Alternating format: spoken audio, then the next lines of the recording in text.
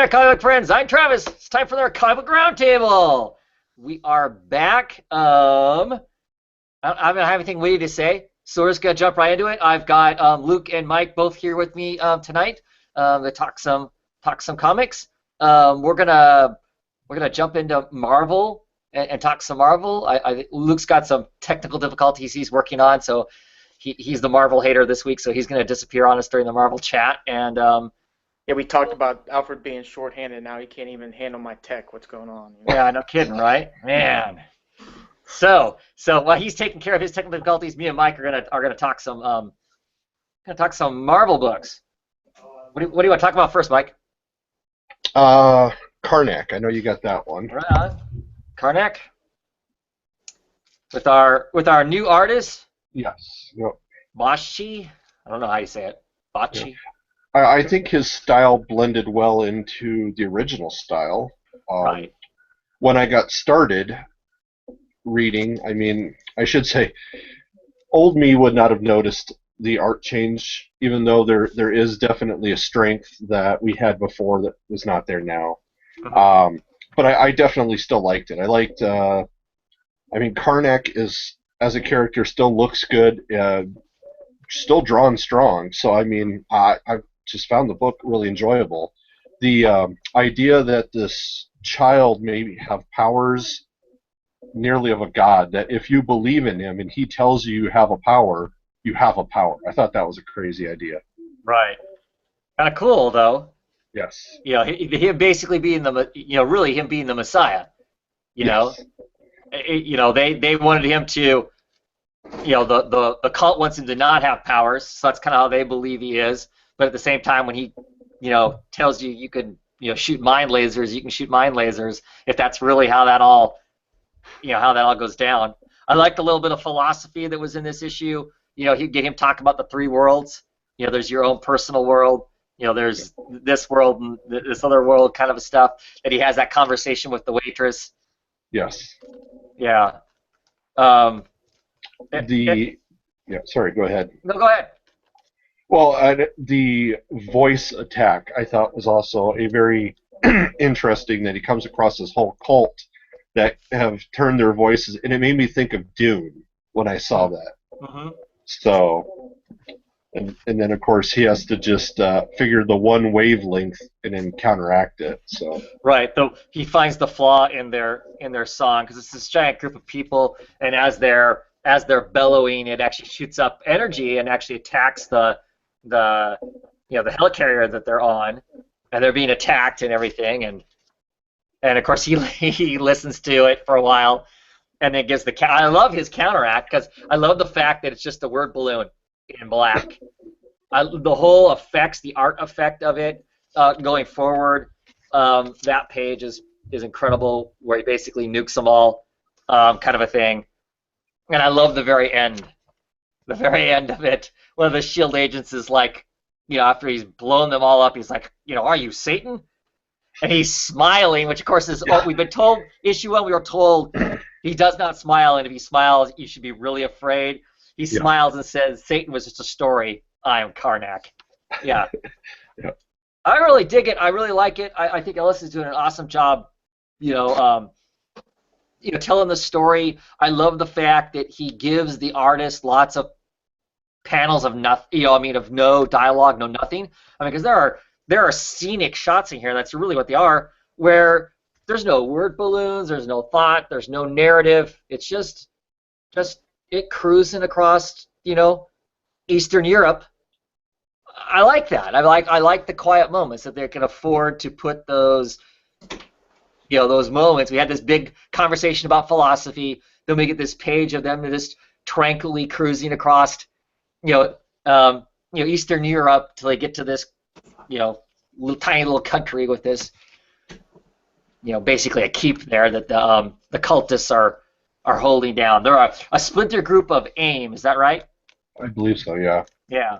So I'm really enjoying it. I like it a lot. I think this artist does a good job. I think this artist would be a good matchup. It sounds like this is the artist going forward, because the artist that was on the book, had some, significant personal problems going on. I'm not sure exactly what that was. That's what hammered the book so bad. between issue 1 and issue 2. I will say this though, I noticed when I was ordering my comics for June this last week, Karnak was not on. Was Okay. yet another book that it wasn't there to order. So I don't know if a bunch of these books are taking breaks because of the whole Civil War stuff that's going on, or they're just dead and gone before Civil War. You know, the Illuminati, and what was the other book I named? There was something else too, wasn't there? Yeah, I recall you. Oh, Yeah. Weird World. Weird World was another one of the ones that I went to order books. None of them were there. But I really like this book. I always been interested in Karnak. This book just makes me love the character. I mean, I could read all kinds of stuff with him. His basically superpower. I just love the pieces anyway. Finding the weakness and stuff and wrecking it. You know, I find really entertaining. So. And now the other thing I was trying to keep in mind is he has not been exposed to the Peregrine Mist. Yeah, this is all based on faith, right? This is all Yeah. based on his belief in the ability to be able to do this. Yeah. And whatever the church kind of thing that he's involved with, right?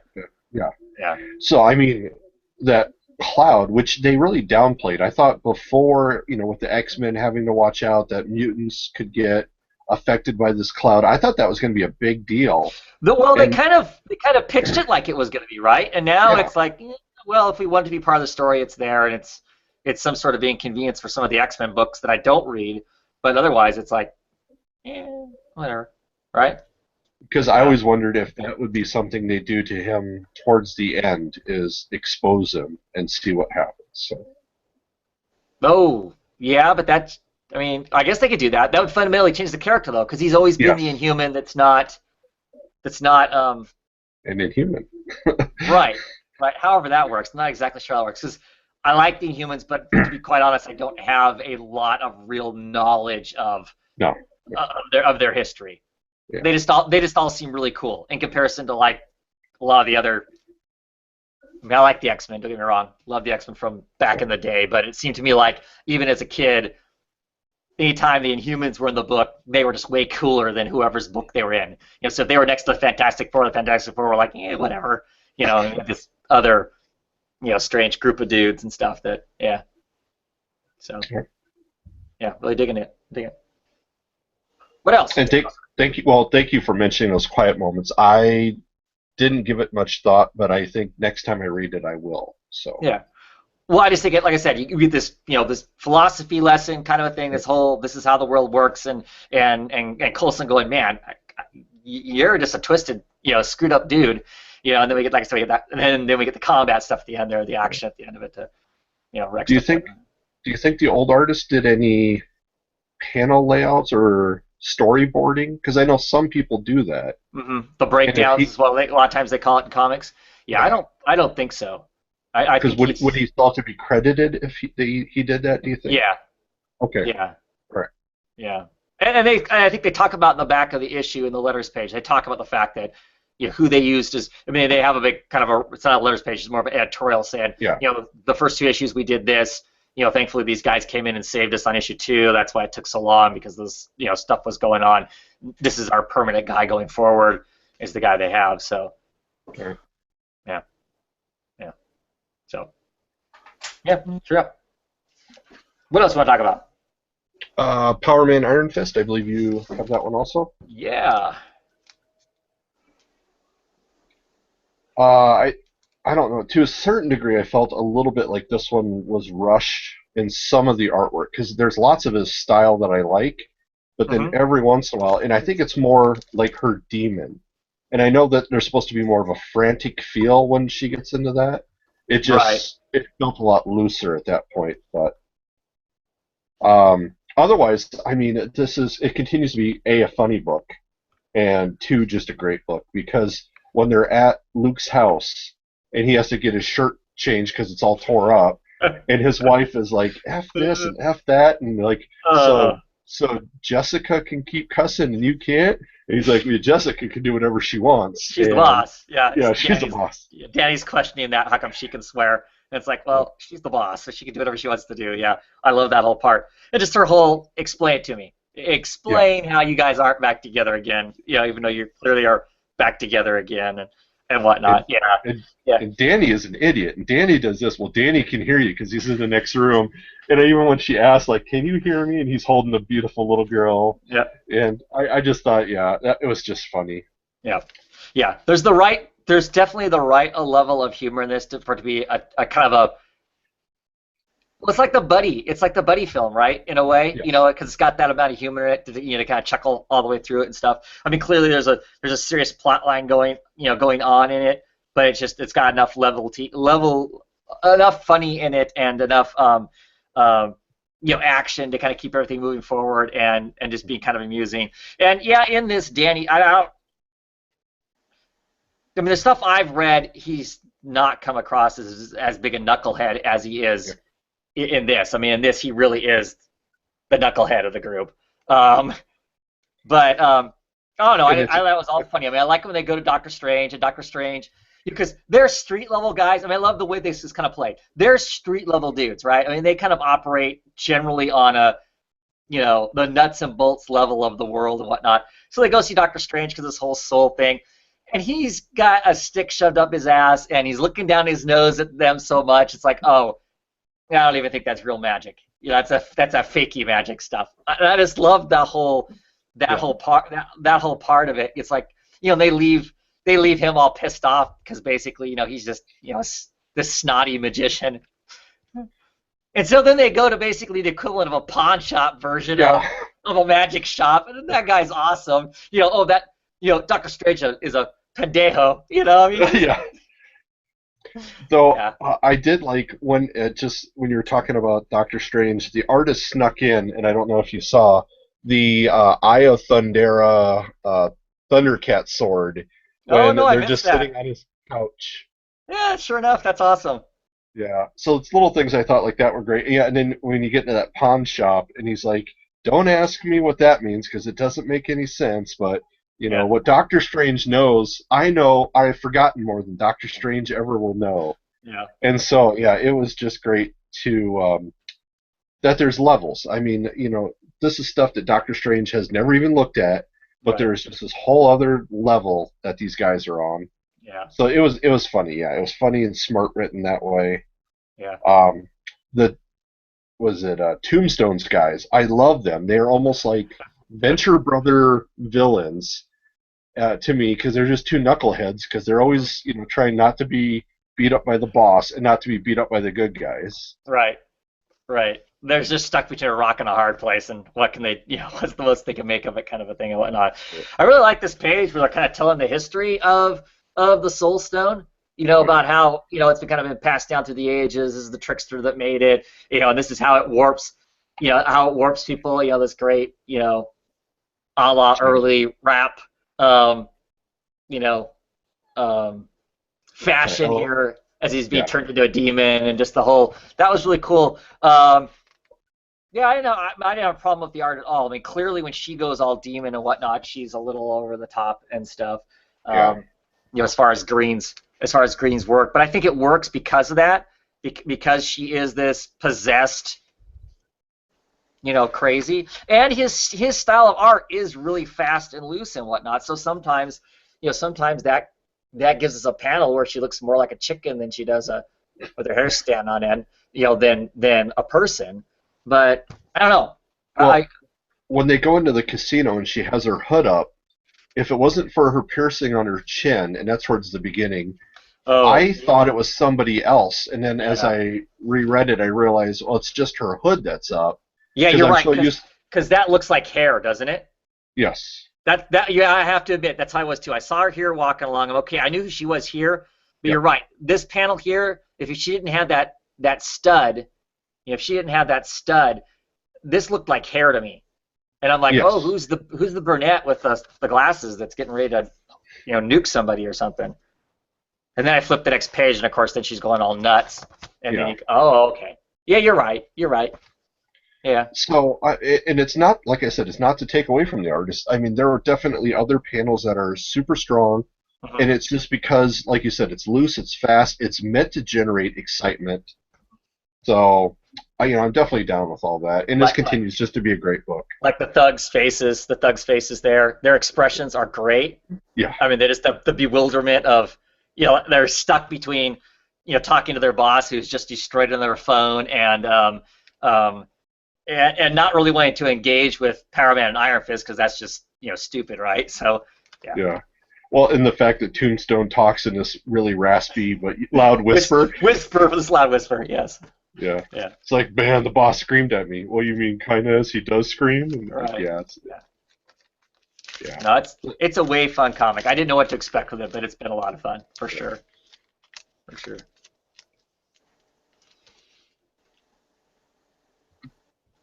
And then What else?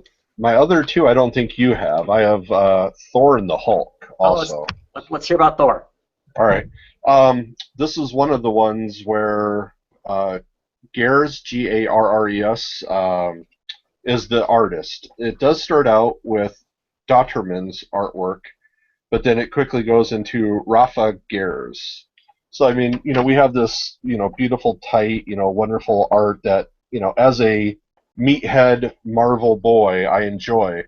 But then we get into this kind of chalkish, Viking fighting, and it's great. And it's the story of, trying to think, what's it say? Buldolf the Black, and he raises an army, and Thor fights beside him, and he keeps praying to Thor, and Thor just destroys the armies with him. And after a while, they're like, just keep praying to Thor. Thor's doing this, and he's like, no, Buldolf the Black is. So he decides to turn against Thor and go with Loki, and the opposing army ends up praying to Thor. And he gets destroyed, and little by little he starts working his way back.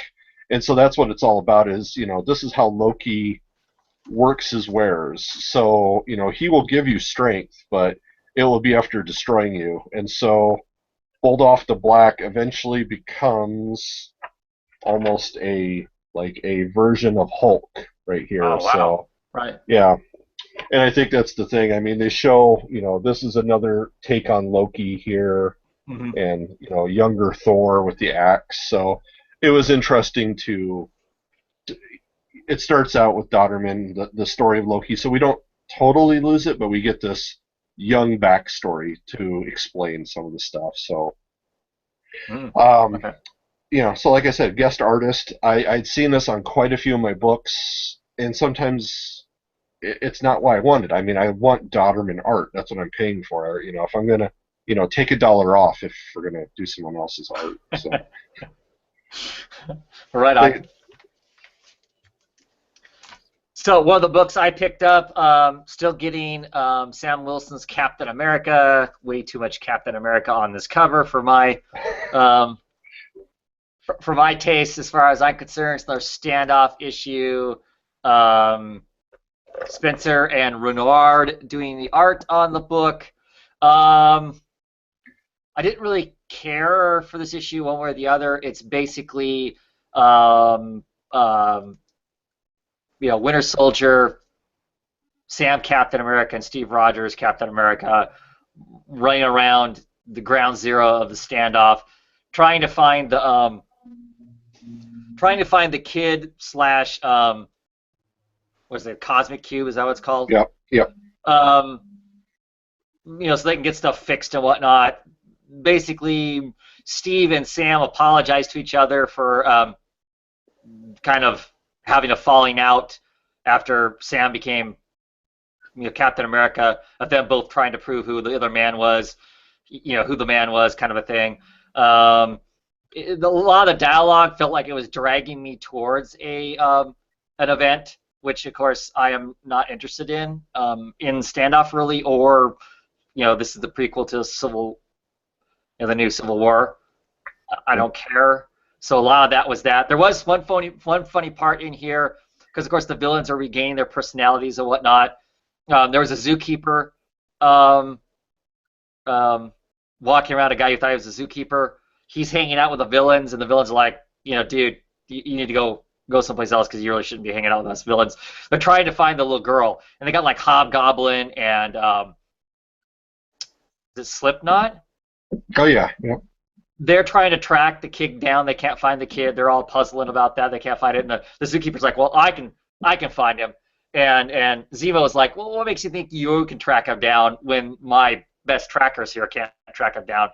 And he morphs into Karnak the Hunter. Karnak is Karnak? Oh yeah. No, Craven. Oh, Craven. Craven. Craven the Hunter. Turns into Craven the Hunter. He's like, well, because. And they're like, oh, okay. So Craven the Hunter is going hunting for this kid. They go run all over the place. He's got two guys that are following him. They're packing a bunch of crap, and they're complaining about the fact that he's going too fast.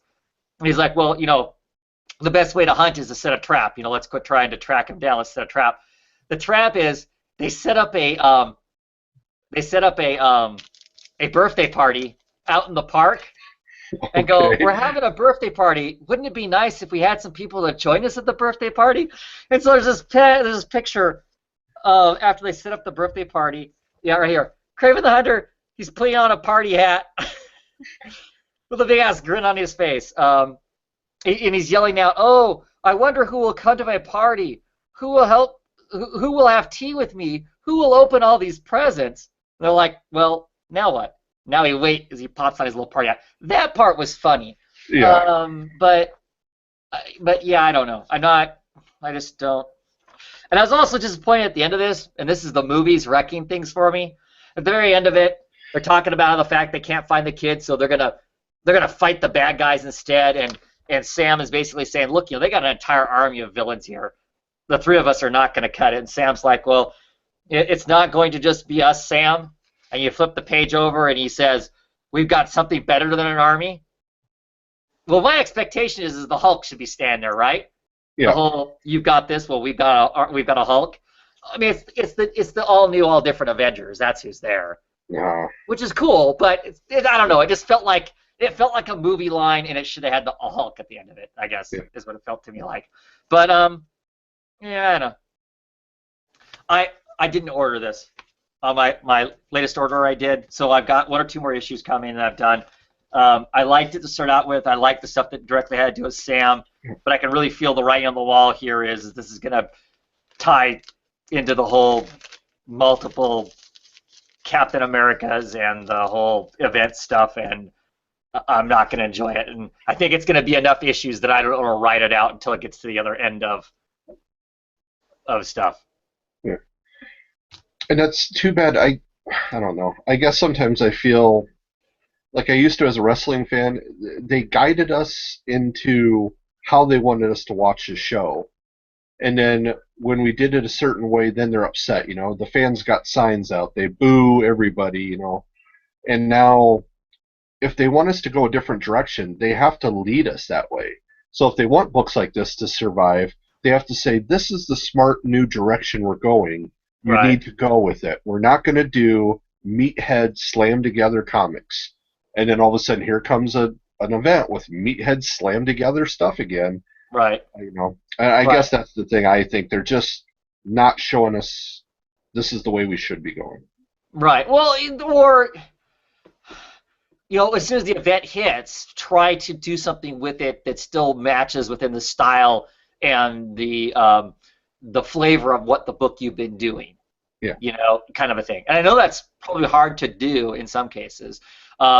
I really feel like in this one, probably editorial went, dude, we want this to all go this direction, and they went, oh, okay, you're paying my paycheck, I'm going to take it this direction. I mean, because of the heroes we're talking about here, it's that kind of way. Whereas, last week we talked about the Illuminati book. It's so far off the beaten path, it's not really a direct, kind of a impact in the Marvel universe. So they can kind of tell their own kind of, use the framework of Standoff, but still tell their own story, tell their own kind of impacted story in that. And I think the problem with this book is because I'm dealing with, basically three people who have been Captain America at some point in their lives, it kind of, they don't have a choice but to be drug along, I don't think, so. Yeah. Just brief looking over the comments. Yes, Steve Rogers is back to being young. Young and healthier than he's ever felt in like a bajillion years, kind of a thing. The Cosmic Cube brought him back to being the perfect specimen again. So He stole some Dionysium. Tell him. yeah, that's what it is. He stumbled onto some of that. He fell into a hole in Gotham and got bigger and better. Lost his beard and yeah. Well, Acme Chemicals. There you go. Right on. So what's your other book? What's your other book there, Mike? The totally awesome Hulk. As we see here, we have the Enchantress. And as far as I can tell, this is the true Enchantress. This isn't the one we saw in the Illuminati, where Mm, it's the young girl who has decided to assume the right. responsibility. Everything up to this was Frank Cho. Once again, this is another switch on artist, even though Cho does the cover. Evidently, now we are going to probably get Mike Choi. So, I mean, even with that, I mean, I probably would have maybe slipped and not even noticed this previously, but because he has great artwork too. Cho does definitely a little more beefcake style with the ladies and the men.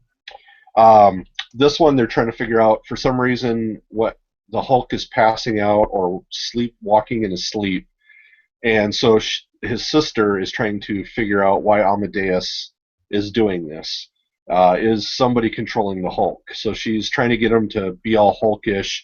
She's trying to make him mad. She's feeding him burritos with jalapenos, and he hates that. He shoots him with guns and missiles because that irks him. Uh, and then Pisses me eventually, off too when someone shoots a missile at me. Damn it. yeah. Eventually, we get to the part where he sees the Enchantress, and she tries to convince him. Wouldn't it be great if we're together? You as my consort. And so it was beautiful artwork. And he's like, no, that's not a good deal. So she gets these creatures to almost kill these little coyote pups.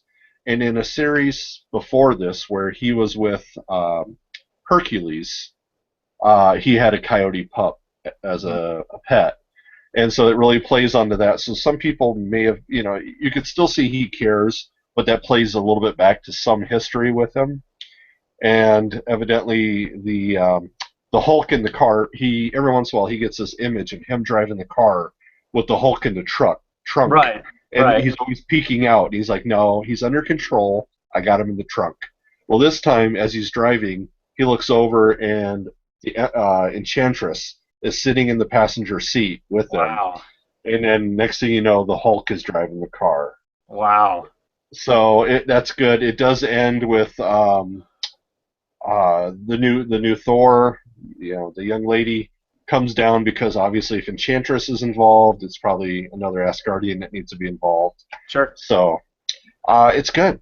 I mean, it still is kind of a fun book. It feels a little less bro awesome. Because Cho, like I said, beefcakes everything, makes it the Marvel meathead stuff Yeah. that I like. And I need just a couple of those books, but there's got to be some other good books. But this is still good. So Cool. I love it. I love that whole car thing. That's just to me that's just a really fascinating part of the whole storyline. So that's really cool. And they keep using that. It keeps slowly coming unhinged and whatnot. That's awesome. I picked up Astonishing Ant-Man issue number 7. In this issue, Ant-Man finally finds out that his daughter, of course, has signed up with basically with the supervillains, and she's actually doing some villainy work. I don't know yet from her perspective if she knows she's doing villainy work. So he is scrambling to try and figure out how he is going to save her. She is halfway into a super heightened security kind of a place that's going to be really nasty to try and get her out of. So he needs an army of superheroes to save his daughter. Well, he doesn't have access in Miami to an army of superheroes.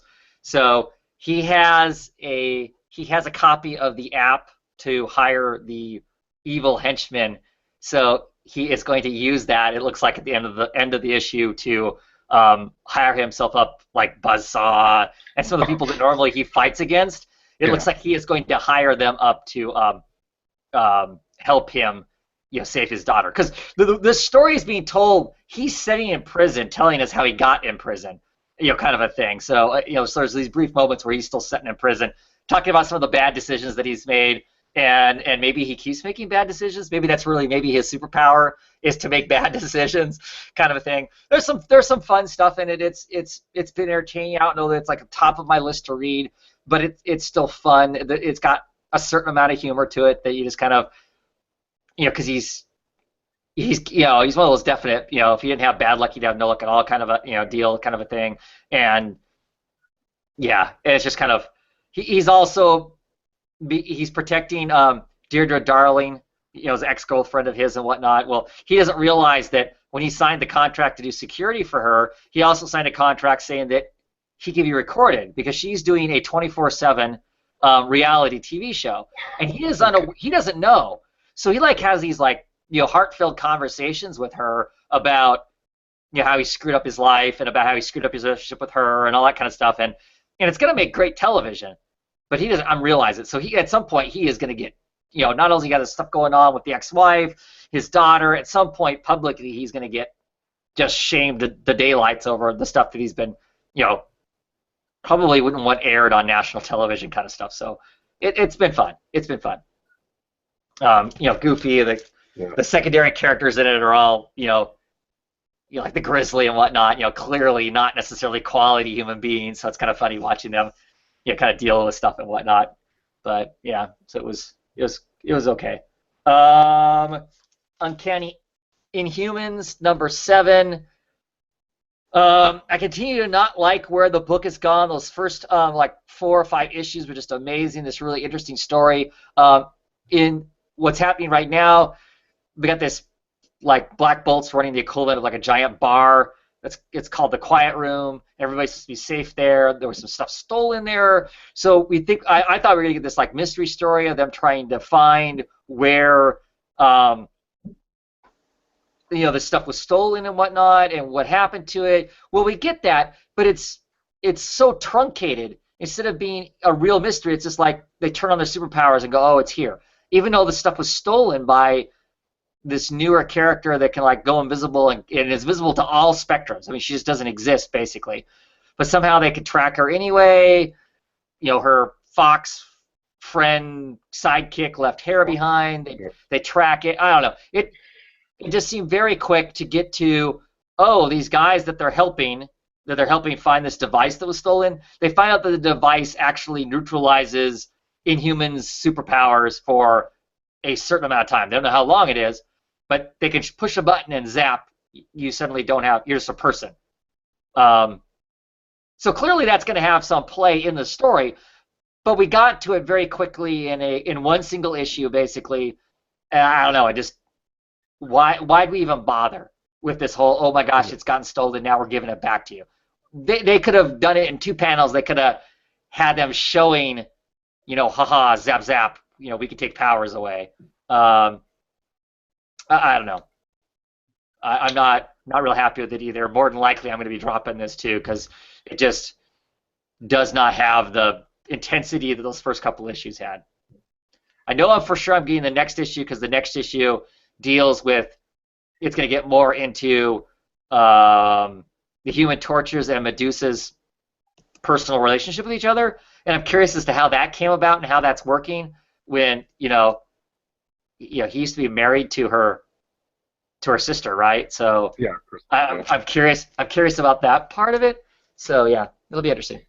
I've always been upset. Marvel does that. Like in Civil War, they had spin tech, and if they shot you with it, it was DNA sequence, and they could take away the Hulk's power, or they could take away, the Human Torch's power, and it didn't matter if you were mutant, inhuman, whatever. This stuff works, and so I always hate that they do that. And so now they got this button that does it too. It literally looks like a big fat old-fashioned 1980s TV remote. All right. A combination between that and the old tricorder from the Star Trek TV show. Yeah. It's like a combination of that. You hit this button and boop. All right. The yellow lightning bolt goes, hits you and you neutralize your powers for a while. I hate Marvel does that too often. I hate that. The first time I remember that happening with Marvel was when Siege created the gun to zap because they were going to use them on the Wraiths or whatever, and they end up zapping Storm and taking her powers away. Yeah. But yeah, I don't know. So your Ant-Man, how far that? Because what issue was that one? 7. 7, and are they still soliciting way out then, all the way out? Yeah. Right. Yeah, Because that's Nick Spencer, right? Right. Mm-hmm. Right. And Okay. I haven't seen it not being solicited. All right. Well, that's good. I mean, I'm glad to see he's got a book that seems to be kind of running strong right now. So, Well, is it? I don't know how much of it is that, and how much of it is the franchise, all right. right? I mean, with having the Ant-Man movie and whatnot, Yeah. are they gonna maintain an Ant-Man book? Because there's All right. another Ant-Man movie coming, right? Yes. Yeah. So I wonder if that saves it some, if that gives it more weight. You know, Yeah. if it's selling 20,000 copies a month, and Weird World's selling 20,000 copies a month, Ant-Man's gonna stay, Weird World's gonna go away because you know it doesn't have all the other stuff to go along with it, right? So Yeah. All right. yeah, yeah. All right. So just kind of looking over the comments. They're not talking Marvel. They're talking a bunch of other stuff. They're talking Vertigo Okay. and Oh, canceling books and yes. all Yeah. kinds of stuff along those lines. And yeah, All right. cool. So no other Marvel books, Marvel Nope. news. How far out are we from like Civil War? Oh, I go to the movie Thursday. Oh, so next week. Yeah, my comic shop bought the entire first showing, and then you go to the comic shop and you buy your ticket there, and then Oh, we all get together and we're the very first showing. So, well, that's kind of That's cool. pretty cool. That is really yeah, cool. Because then you're going to be sitting there with just comic book fans, more yeah, than likely. So you're not going to be more than likely you're not going to be sitting in the audience with those people going, "What the hell is that? Why'd that yeah, happen?" Kind of thing. So yeah, yeah, well, that's cool. That's cool. That's cool that your comic book shop has that kind of weight to be able to buy a yeah. full showing of it. That's cool. Right on. Do they charge twice as much for the tickets? No, it's the price of the No. ticket, the cover, whatever. But it is the 3D souped up theater, so I'm trying to remember. I think it's Is it? Wait, twelve so or you've gone to $13. these before, right? You've gone to these No, before? no, Oh, you haven't. the previous one was Star Wars, Hmm. and I'm not a huge Star Wars fan. I'm more Sure. Star Trek, so I missed out on that. And then the guy who organized this, I think, had a hatred for Batman, Superman, Uh, so he didn't do that one. So this is the first big one of this. My shop is going to start doing more of these, so I could see us doing this pretty regularly. Yeah. Well, I was just curious. I was just curious because if you've ever gone to one, I'll be curious to hear what it was like for you because if they're buying the whole theater, are they taking a loss? I mean, or are they literally you got enough people going to your comic book store that they can actually fill a theater with comic book fans? Yes, as far as I know, because I mean, he first starts by pulling a bunch of us aside that have pull boxes, Uh, and we were the first ones signed in, and okay. then afterwards he kind of makes more of an announcement Just next it does a week. general advertisement. Okay. Yeah, Okay, I was just curious. I was just curious if yeah, because clearly if he's buying, because he's basically what he's doing is he's calling up the movie theater and going, I want every seat. I want to buy a ticket for every yes, seat of yeah. this showing. And then he's turning around and reselling those seats. If he doesn't sell them all, he's taking a loss. So Uh, and from what I heard from him, because when he did it with the Star Wars, he bought out the first two or three showings, and he gets 85 to 90% of all the seats in there. oh well. And they don't make them buy every single seat, Oh so okay. because they know Okay. that there's some crap rows and stuff like Sure. that. So Sure. yeah, so that works out pretty well for them. Wow. Cool. That's Yeah, cool. That's a cool idea. That's a really cool idea. yeah, Wow. Any other Marvelish type news? not that I can think of. Okay. We wanna move on to DC. Yep. Cool. Luke, Yes. there's no Batman books this week, are there? I know. I was like withdrawal. Like it's I'm sure you're oh, breaking out in hives and yeah. shaking and man, holy cows. So what books do I talk? Mike, did you get any? You got Poison Yeah, Ivy. I got Poison Ivy and I got Legends of Tomorrow. Yep. Okay. So Talk about Poison want to talk Ivy. Poison Ivy? Yeah. Issue Well, number 4?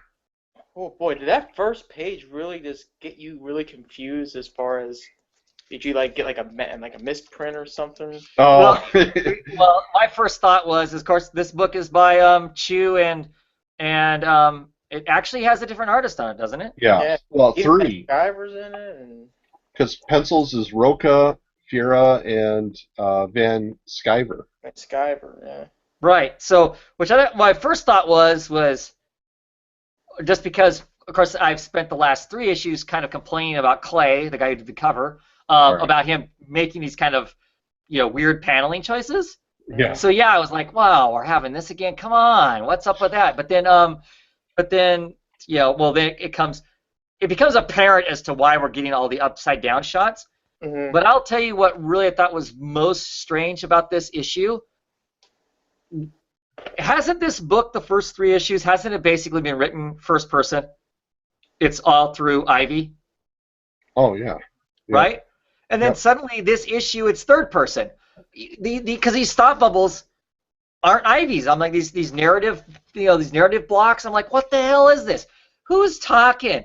It took 3 pages for me to realize, oh, it's the guy. So now suddenly we've got these people. We've got a whole nother. Now we're suddenly the story turned third person after being first person.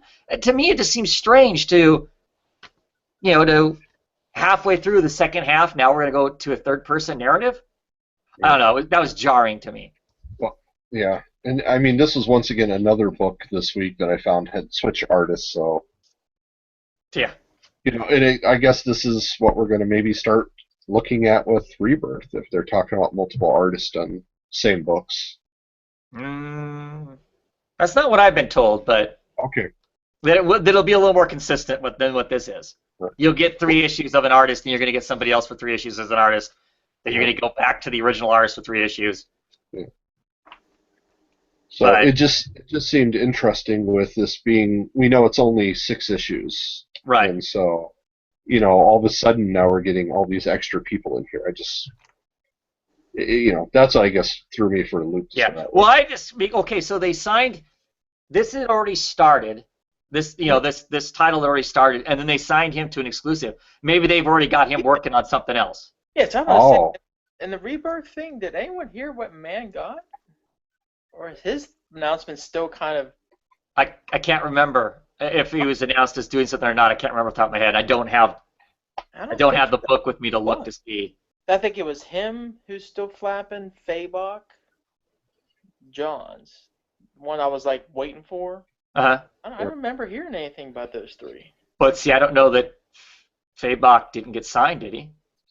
No, I'm just talking about just waiting for. Oh, to see if they show up for them somewhere? to see what they got. Yeah, because Yeah. I'm sure there's still a couple more titles still. Yeah. being So I think maybe that's why we're not seeing him now. It's like all of a Yeah. sudden they went, oh, he's got some other job there that they exclaimed him exclusive for a reason. Yeah. So whatever that reason is, I'm guessing he's probably off doing that now, and that's why we get the thing. I mean, because 2 weeks ago, when I would assume he'd be working on this book, he's hanging out at Emerald City Comic Con just watching the crowds walk by. So I don't know, for 4 days. So what do we think of it otherwise, other than my now we're telling it in a different person.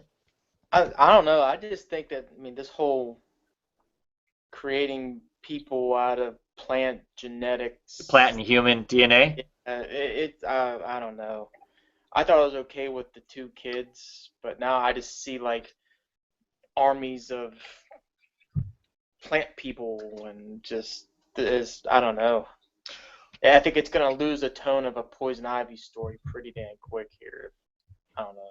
You think so? I think it's going to take more of a tone of a Poison Ivy story. By the end of this thing, she's pissed as hell. Let's wreck everything and everybody because they're doing this.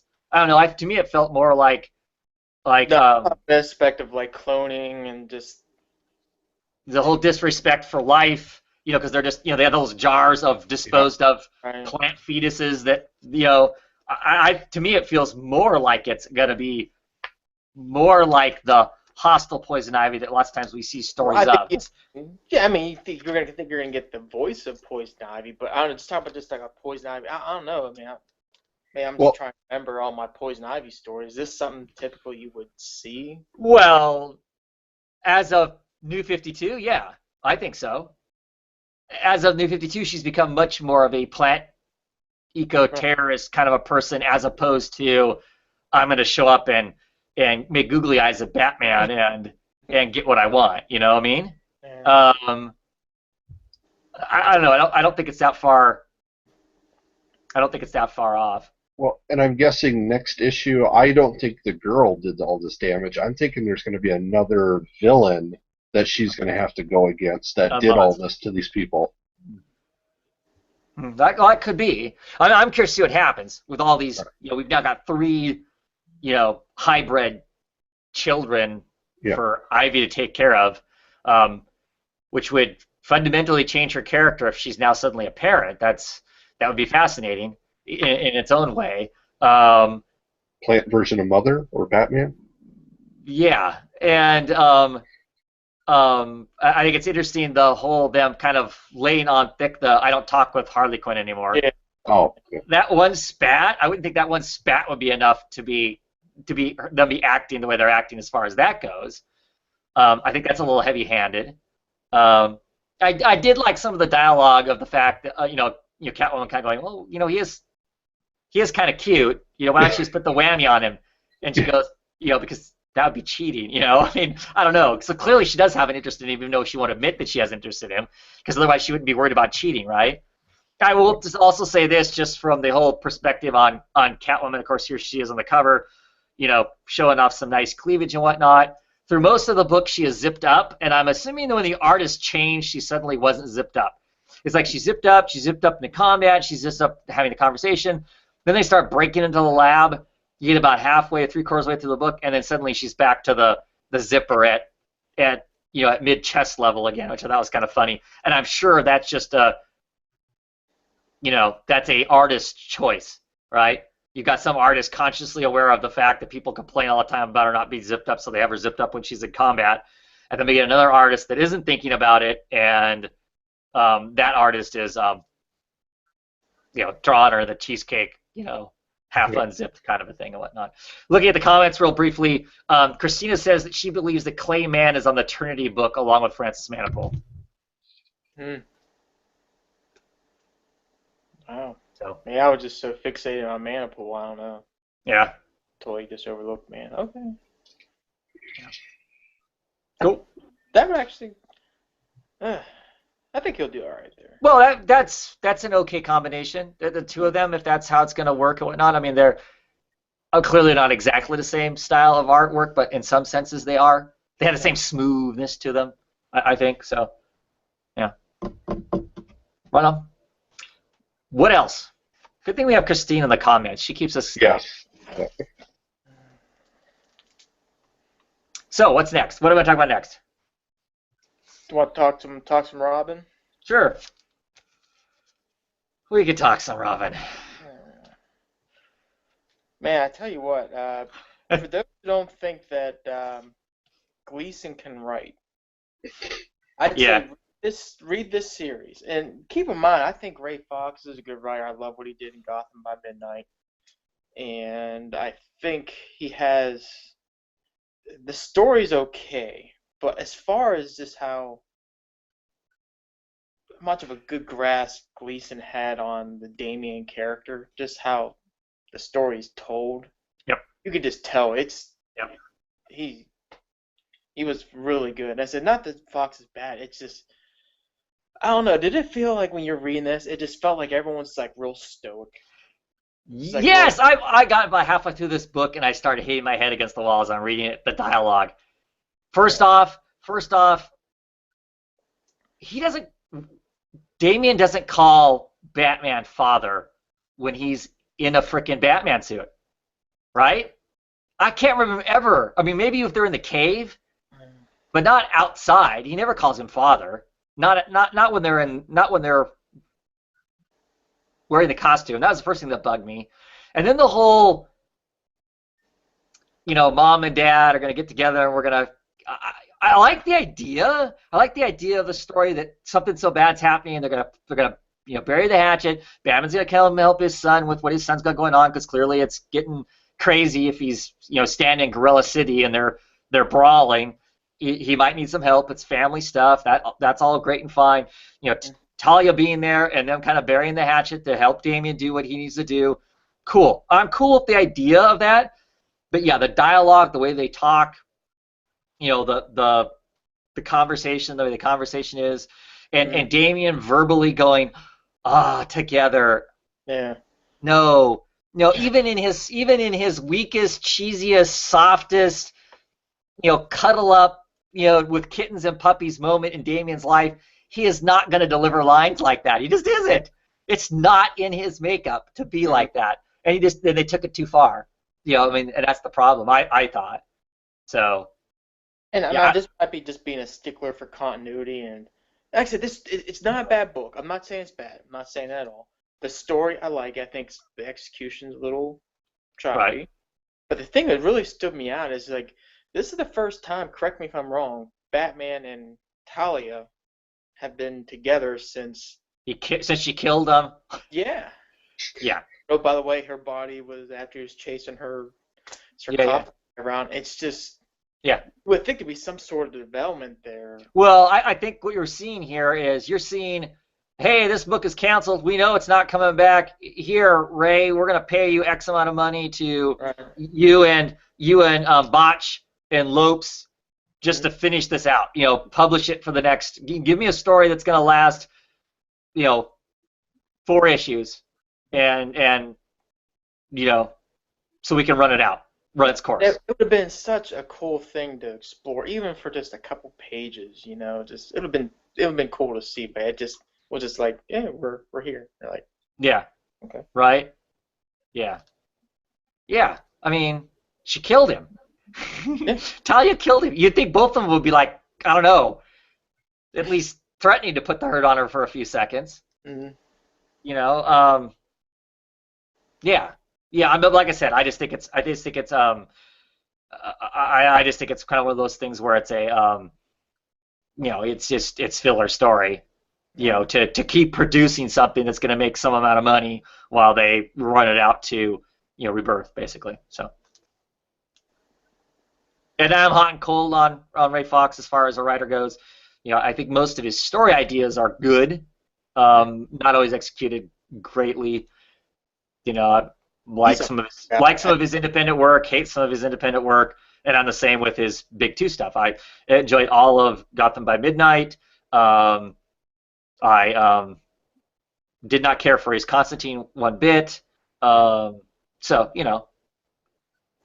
he's just a fill-in person, I think, and that's what the story feels like. It's not.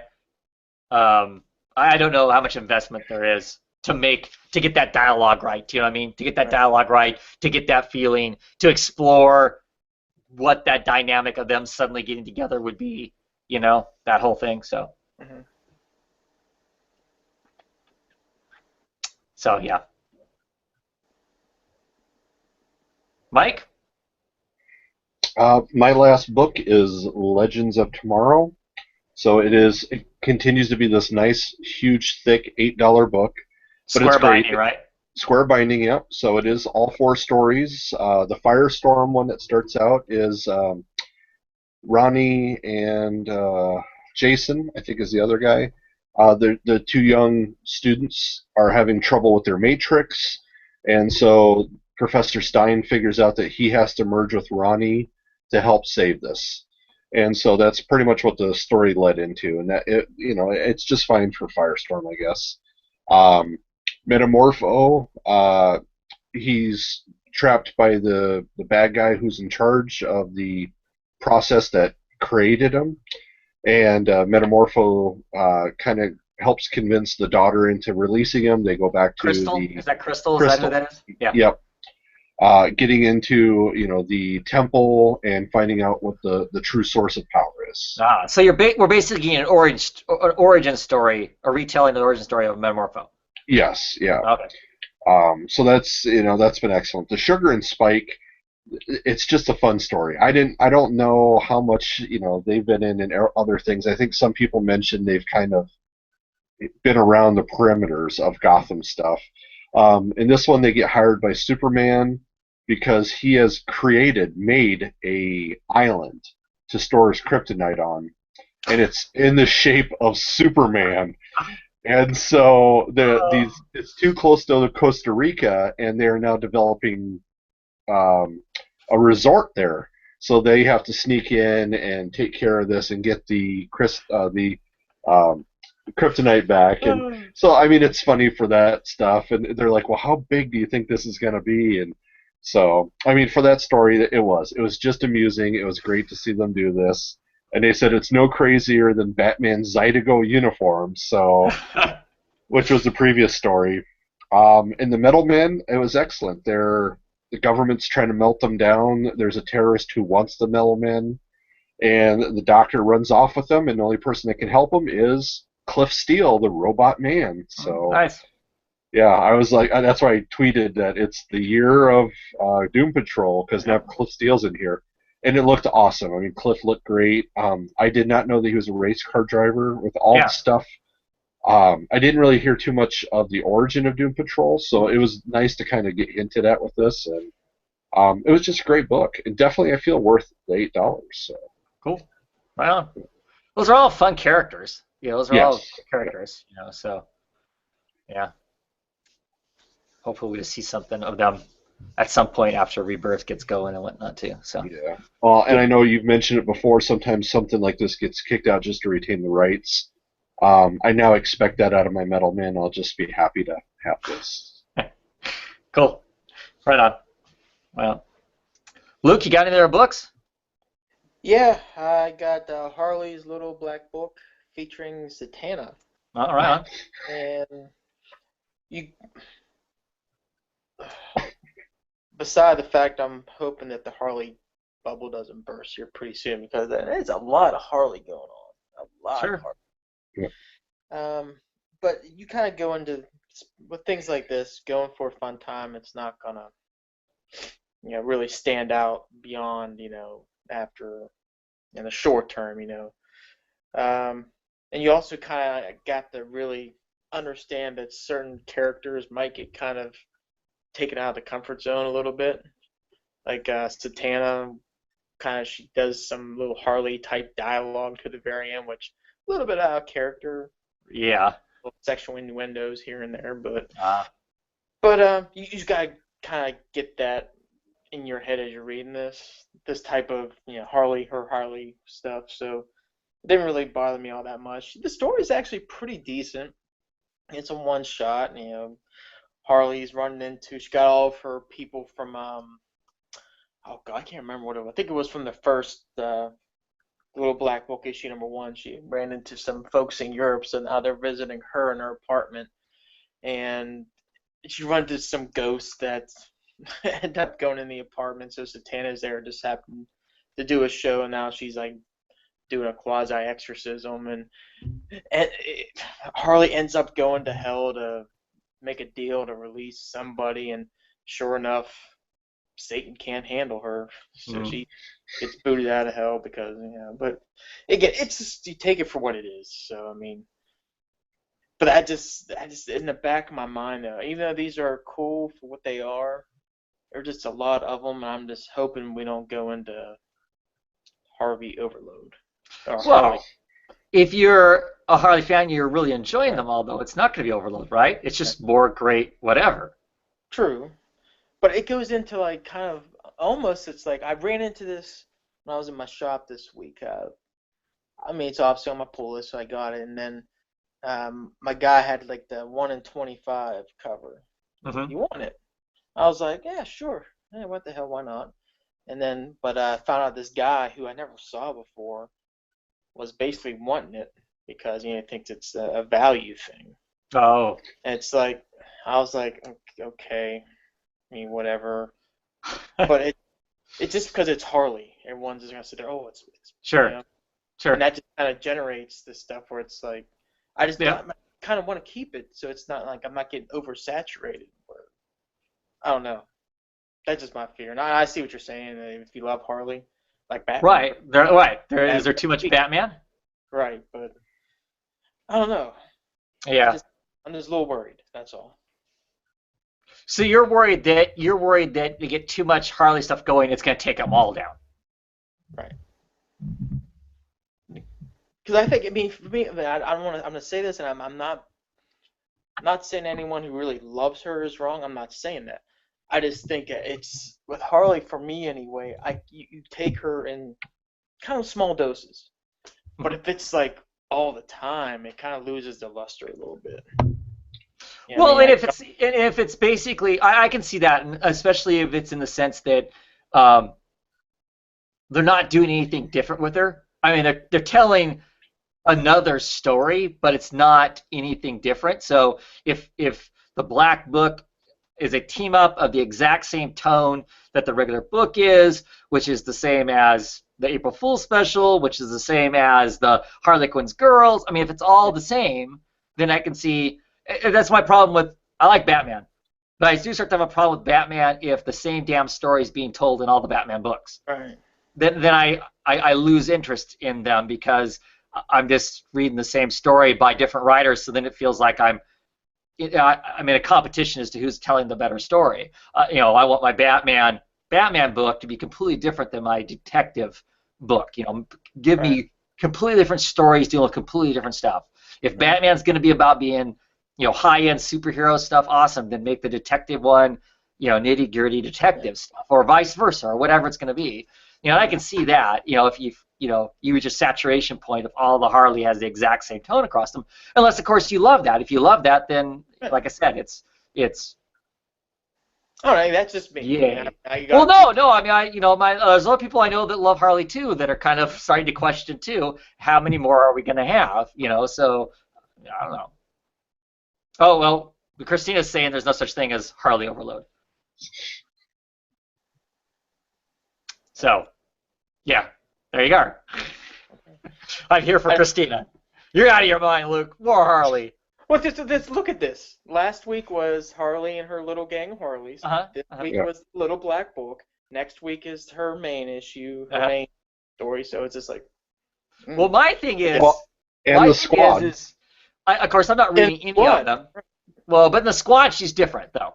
Yeah, Yeah, she is, and I think that's why I like it. Where you're saying each one is a Right. different aspect. Well, my thing is with the Harley books, and I love Amanda Connor covers, but because she does the covers for all the Harley books, Oh yeah. to me, they all look like the same book. It's just like, I mean, I mean, and to me- be fair, they're me- not. I mean, well, you I know, can I'm not saying it is. I'm just saying when I see it in people's piles, when I see Yeah. people's Right. polls or their hauls or whatever, I'm not paying, because I'm not reading the Harley books, I'm not paying that close attention to them.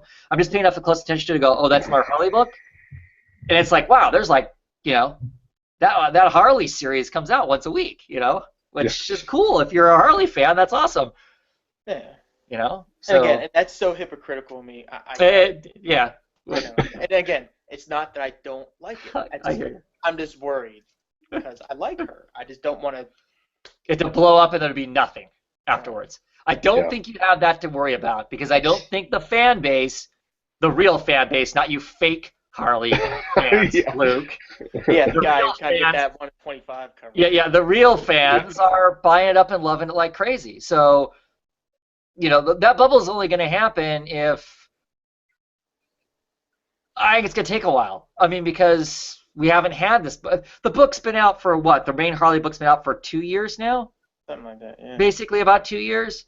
So I don't think so. And they're still making more books. That means it's clearly just continuing to get, more and more of a fan base.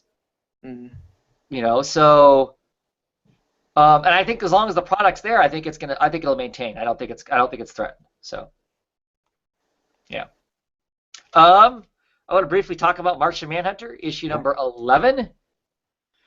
Death on Mars.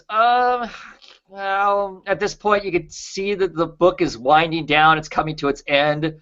Kind of a thing where we're crossing all the T's and dotting all the I's that we need to move the story to the right place to the ending, which is fine. I guess for me, I always get kind of sour grapes when it comes to the ending of anything, when I can see the ending coming and you can kind of see what it's going to be. I mean, and that's just my own personal problem with books that end when I'm told they're going to end. Then that's like, okay, I can see the landing. My brain starts putting together the pieces, and it's not quite as fun as what this book started out at for me. But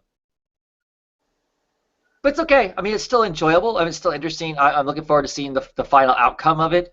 But it's lost some of the pizzazz that it had at the beginning of it.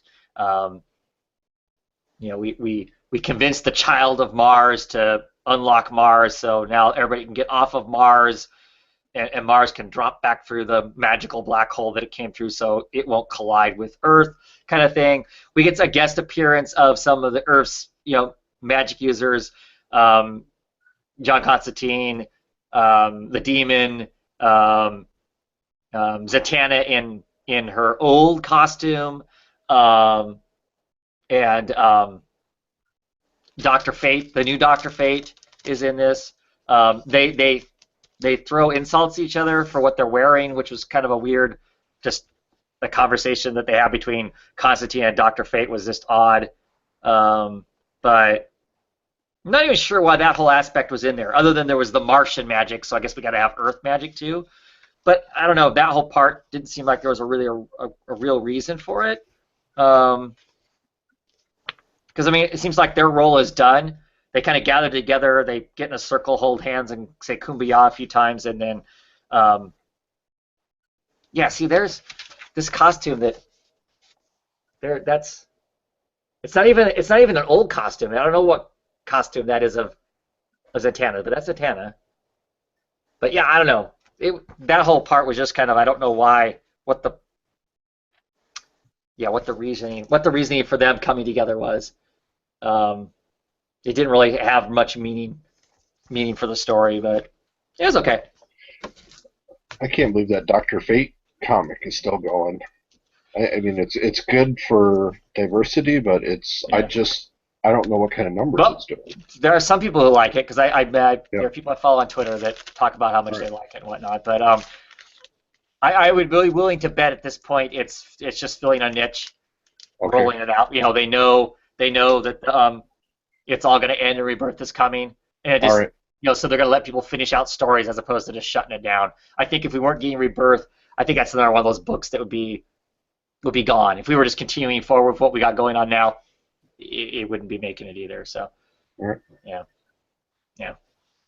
So that's it for my DC books. Anybody else got any others? Luke? Yeah, I got a couple. I'll be quick.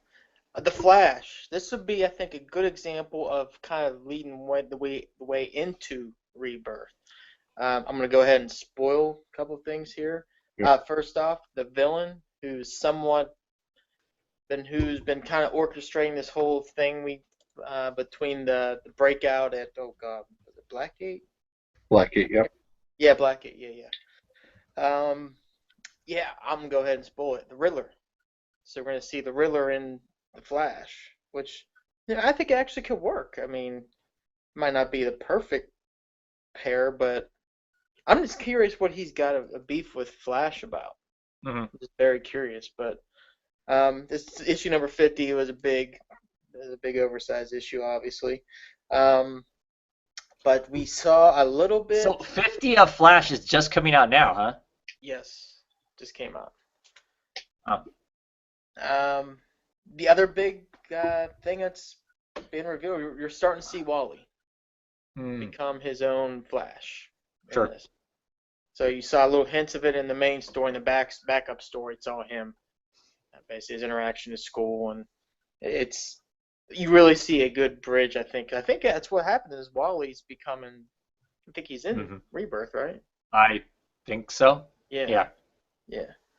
So, but yeah, it was good. Captain Cold, he cracks me up. He's a great character. Yeah. But yeah, it was good. The art was good. Story's good. Yeah, I was excited to see the Riddler toward the end. So cool. And it is time for your gratuitous drive-by review. It was okay. That was awesome because the shine was so bright I couldn't even see what it was. But I know what it was. You don't. No, you don't. No, the art actually inside was not. He only did the art for the cover. The interior art was actually pretty good, but yeah, we'll just leave it at that. Is that 50 or 51? 51. Okay. Cool. So one more and it's done. Yeah. Wow. It's been meh. Yeah. You probably wouldn't like it, but me, I'm just like. Oh. I know for sure I wouldn't like it. There's no doubt in my mind. No doubt. No doubt. So yeah, CDC was saying in the comments that if that the DC books that you read this week kind of felt like as a whole that DC's kind of running on fumes, waiting for Rebirth to hit. And that I have to admit, to some degree, that's kind of how it feels to me too. It's like, some of the books that we read were it's kind of spinning its wheels, waiting for it to be the end. So yeah. Any DC stuff we want to talk about?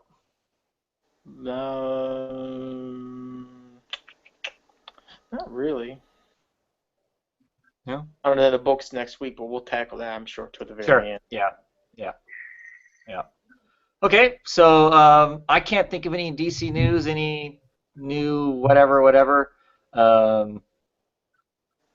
mean, there's stuff out there, but about editors and stuff like that we don't really probably. I don't know that we could say anything that'd be worth talking about. So Well, let's move. did you get the impression when I tweeted you about Rossimo doing the art on Batman, and he liked it but didn't say anything? Was that? Is that a confirmation? Is that what you're asking? Yeah, I mean, I'm it's not. thinking that yes, that is a confirmation, and I'm super excited to see Rosmo do Batman. All right, I am too. I mean, for that, 52, right? That issue. Yeah. The four. So that's cool. Yeah. I'm looking forward to seeing his version of the Cape and Cowl. Off the top of my head, I can't remember ever seeing a sketch even by him with Batman in it. Off the top of my head. Yeah, I've seen so much of his con stuff lately, where he was doing a bunch of Right. Inhumans and Marvel and stuff, and then, yeah, when you say that about Batman, I don't think I've seen any. Yeah. And I wondered if it was a bucket list thing, because I think I remember you mentioning Yeah. there's some artists Yeah. doing bucket lists. Yeah, that's what he was saying. That's the reason he did. That's the reason he did Constantine and stuff was because he wanted to do Hellblazer. Hellblazer was on his bucket list, and this was as close as he was going to get. So he did some issues of that. So, yeah, I mean, that'll be cool. I'm excited to see it. I'm always excited to see artists that definitely have their own flair, take on stuff like Batman and whatnot, even if it's only for one issue, just see what it's like. So then to see if whether or not I want to see, more, because I think he's going to fall closer to the spectrum of the Jock style of, delivering Batman to us than a Fabok or Finch version of Batman, for instance. So yeah. I mean, I'm curious to see what it's gonna be like. Should be interesting, right? Roll on to independent books. Sure. Okay. What do you guys want to talk about? We all get clean rooms? Oh, yeah. Well, no. Yep. Issue number 7. This was Find out even- Simone and Davis Hunt and Winter. What do we think? Oh, I love this issue. I love it. So what was good about this issue? For me, get a little bit more of the background. I thought a little bit more what happened to. I can't remember the names. Anika, we find out about her, what happened to her, Yeah.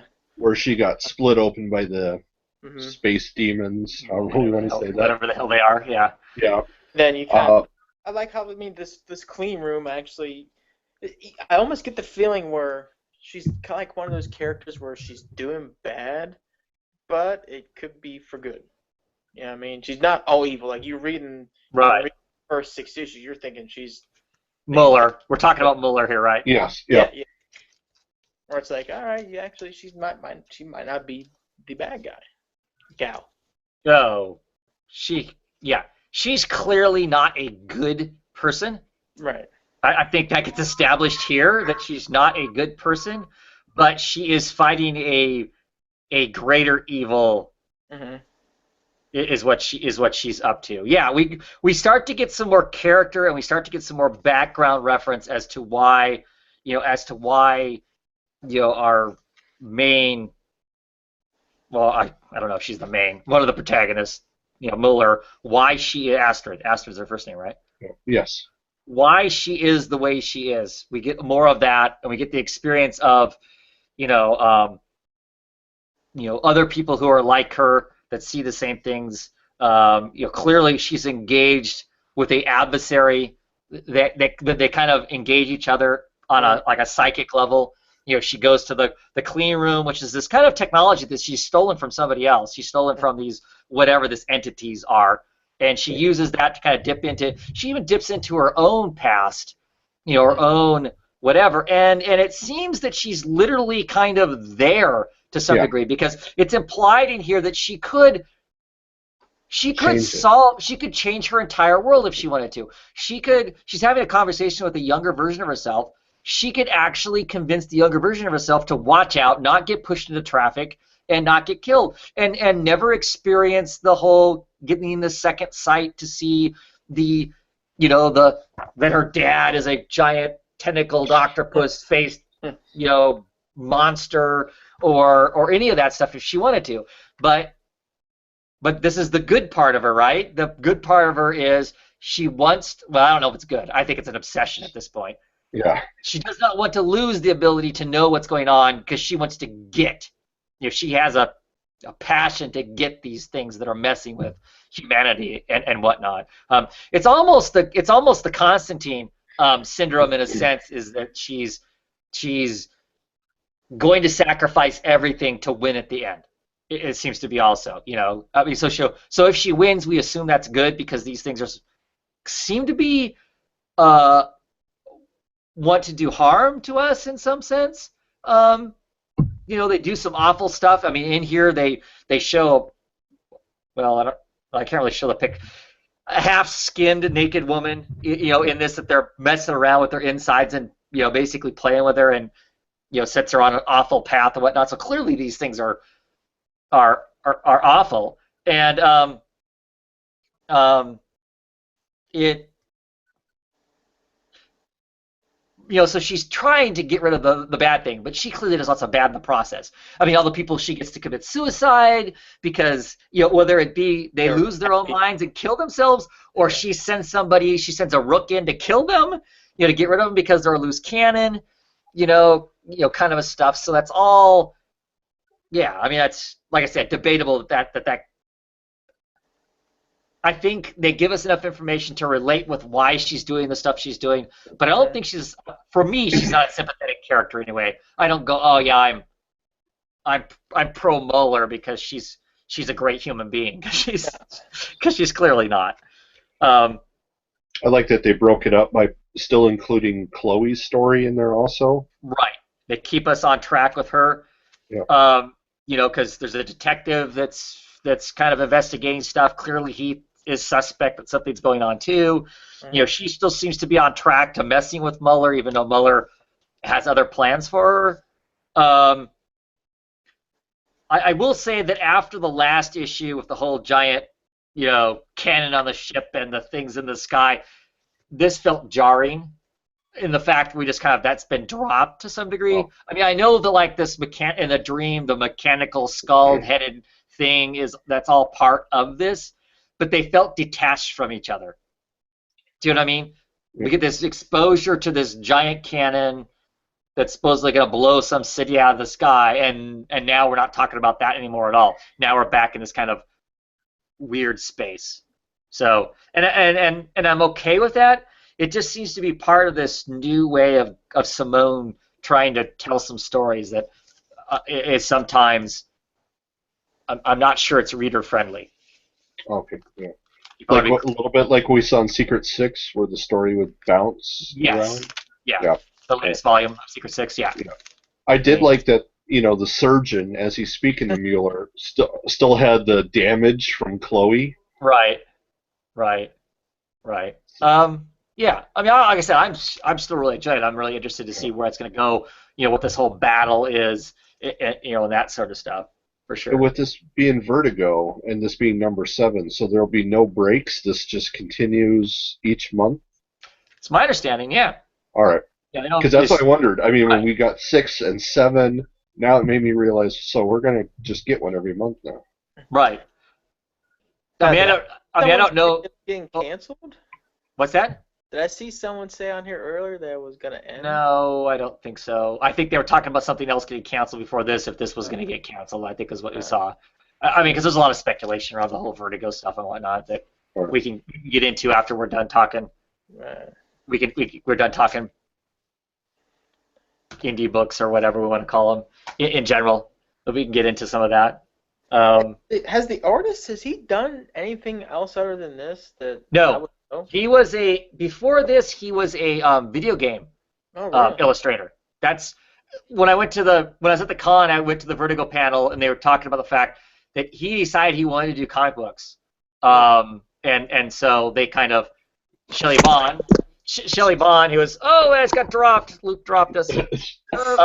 Shelley Bond, who is soon to no longer be working with Vertigo. She is the one that got Gail Simone together with Uh, this guy. One of the interesting things is um, when Gail swore she was never going to write another book of redheads because she notoriously all she writes is book of redheads. He drew her and colored her as a redhead, and it just worked. Gail, didn't want to use the color pink. It just didn't. I mean, whatever. They managed between him and Jenny Friesen doing the covers have managed to make pink kind of a frightening color with this book. I mean, pink has a whole different kind of a category of stuff. That's all the artist and colorist. I mean, Gail was kind of like, no, I don't want to do this. And once she saw stuff, it's like, okay, this works. We're going to go with this anyway. She's like, I don't want a redhead.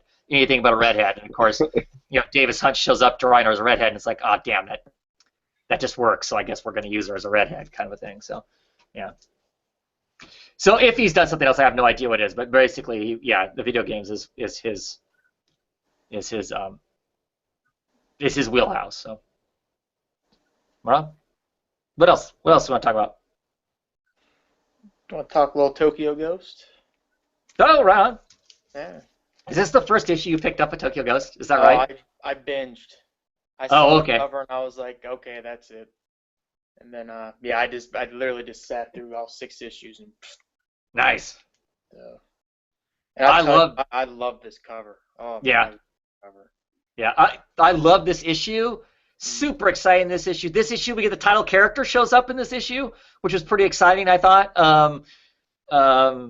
Coming to wreak revenge and stuff. I don't know. There's just a lot going on in this issue really that I'm really excited about. You've got our Flack who is basically the part of the 0.01%. They've basically taken out Tokyo. They're going to go and basically rape and pillage Tokyo and suck up all the good air and water and everything that's there because of course LA is a festering nasty stink hole. Of course, with their behavior, it won't take very long before Tokyo is a nasty, festering stink hole too. This is not a comic for children, or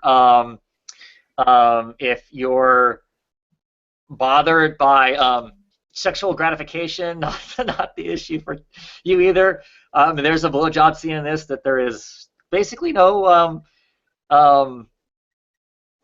It's not hidden at all. So, but it's perfect for the characters and to help further nail down exactly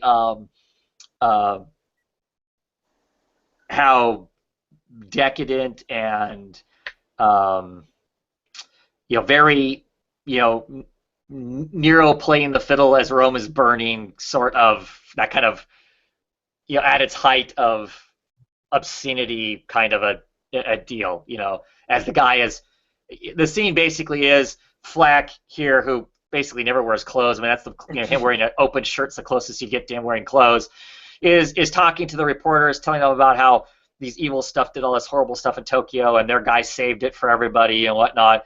And at the very end of the newscaster at the very end of the interview is like throwing his mic aside and is like saying, "Oh, you're so great, Mr. Flack," and basically gives him oral sex, or starts to give him oral sex anyway, on camera, kind of a deal. So, but yeah, I don't know. It's cool. I mean, I like there's so much going on in it that I really like and whatnot. The whole play on the 1% and and this vengeful ghost that's now showed up that chops up most of the constables, just cuts them down. Some great artwork in there, and about ready to wipe out Dent too, our one of our protagonists that has been through the entire book and stuff.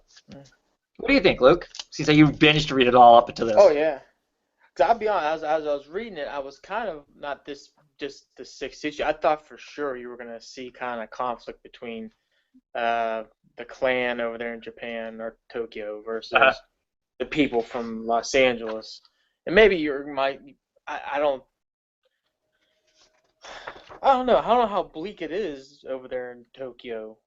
Well, it doesn't seem that. I mean, it doesn't seem that bad. At least where they were at. I mean, it was this tranquil place where they've basically eliminated all technology. They're kind of living, off the land and right. And just Led, I think Led, the character, you see Teddy, him torn. It's like you think he the back of his mind that he wants to be like he was in Tokyo, but I don't know. I think he gave that up. I think he did, but you just see it like moments where he's kind of like What do you think of the Batman villain in this? Like I mean, doesn't this guy just that one in the beginning? Oh, I love that. Yeah, I mean, didn't you feel like some kind of crazy Batman villain? The whole Mad Hatter and I just Little Miss Muffet and how they went a little over the top. But I mean, it's good. I mean, because I don't know. I mean, I don't know why it took. Again, this is another one. Was like, why I wait so long? But Sean Murphy's art in this. See, that's just I really enjoy Rick Remender's work too as a writer. But for me, Sean Murphy at this point, unless he is teamed up with a writer that I just find offensive in some way, I'm gonna read it. I'm gonna pick it up because it just ends up being awesome. It just ends up having this, great stuff going on in it. So yeah. I like how it ended too. Just that black page. That was pretty cool. Yeah. Yeah, for sure. Yeah, excited to see what's next for it. Yeah, super cool. And Murphy, did he ever do a Riddler? I was wondering this. Did he ever do Riddler before? Does kind of come across that, doesn't it? That look. I don't remember ever seeing him do Riddler. Oh yeah. Yeah, but still cool. Oh yeah. Cool stuff. Mike, you got any other in the books? Just one last thing was Dragon Age Mage Killer, and the first issue or two of it. This is 5 of 5. First issue or two of it, I really liked, and I don't know. It was Greg Rucka, so I took the chance on it. It felt like there should have been a bigger comic book that it's attached to, because there were points where I felt there was a way bigger story that I was missing whole chunks of. So I'm going to have to reread the whole thing and do a review later, but it was okay, but I just felt that I was missing a bunch. So. Okay. Cool. Luke, did you pick up Lucifer? I did. Another cover I love. Yeah. And I think this was good, but I think this is like the first time. I don't want to. Maybe punish is the wrong word, but it's just. I think this is the first one where I'm like, okay, yeah, I have not read any Lucifer stuff before. I felt a little bit out of my element, just a little bit. They caught up a little bit. Right. They continue to reference stuff that is outside of this book, right? Yeah. And this one had even more references outside of this book. Mm. Yeah, because you're talking about consequences and things that happened, with Gabriel and Lucifer. And that princess, their goddess. Right, in a completely other. I know she was in it once before in this series, but yeah, I mean, it was good. Don't get me wrong, it was good. It's just I had to really kind of work for it a little bit, just because I just didn't have the prior knowledge. Right. I really like this issue. You get Lucifer kind of, being Lucifer, he's doing a little bit of manipulating to kind of get what he needs out of the whole out of the whole thing, along with what's going on. Um, really curious though the twist in this No, yeah. as to who With the what memory. Gabriel is. Yeah, Yeah, yeah, yeah. yeah. I mean, how he got used. That's so now we got this whole different question. Now we know the who. Now we got to find out the why and the how, right? Because there's some pretty scary sleepwalking went on, obviously, for part of this. So it's really interesting because this book is called Lucifer, but with this issue now it really makes it feel like it's more about Gabriel. Right. I mean, because of the situation that he's in, now it feels like it's other than I guess at the end, because at the end, he goes and he makes a new alliance, right? And maybe that's going to pull him away from Lucifer. So now we're going to get more of the Lucifer story and less of him as he kind of disappears into the background. Because I think largely, I don't think Lucifer really cares what happened to the presence. This whole, basically, what issue is this? This was issue 5. These 5 issues were basically confirming what he thought he believed, and then getting the shards pulled out of his side, so he wasn't dying anymore, right? So now it almost feels like Lucifer is like, whatever happens to the presence, who cares? I'm down on Earth to kind of doing my own thing. I don't really care what the rest of it is, kind of a thing. So I'll be curious to see if we still get, and I feel like we ended the story with a little girl. I think we've ended the story with the kid who had the feather. Yeah.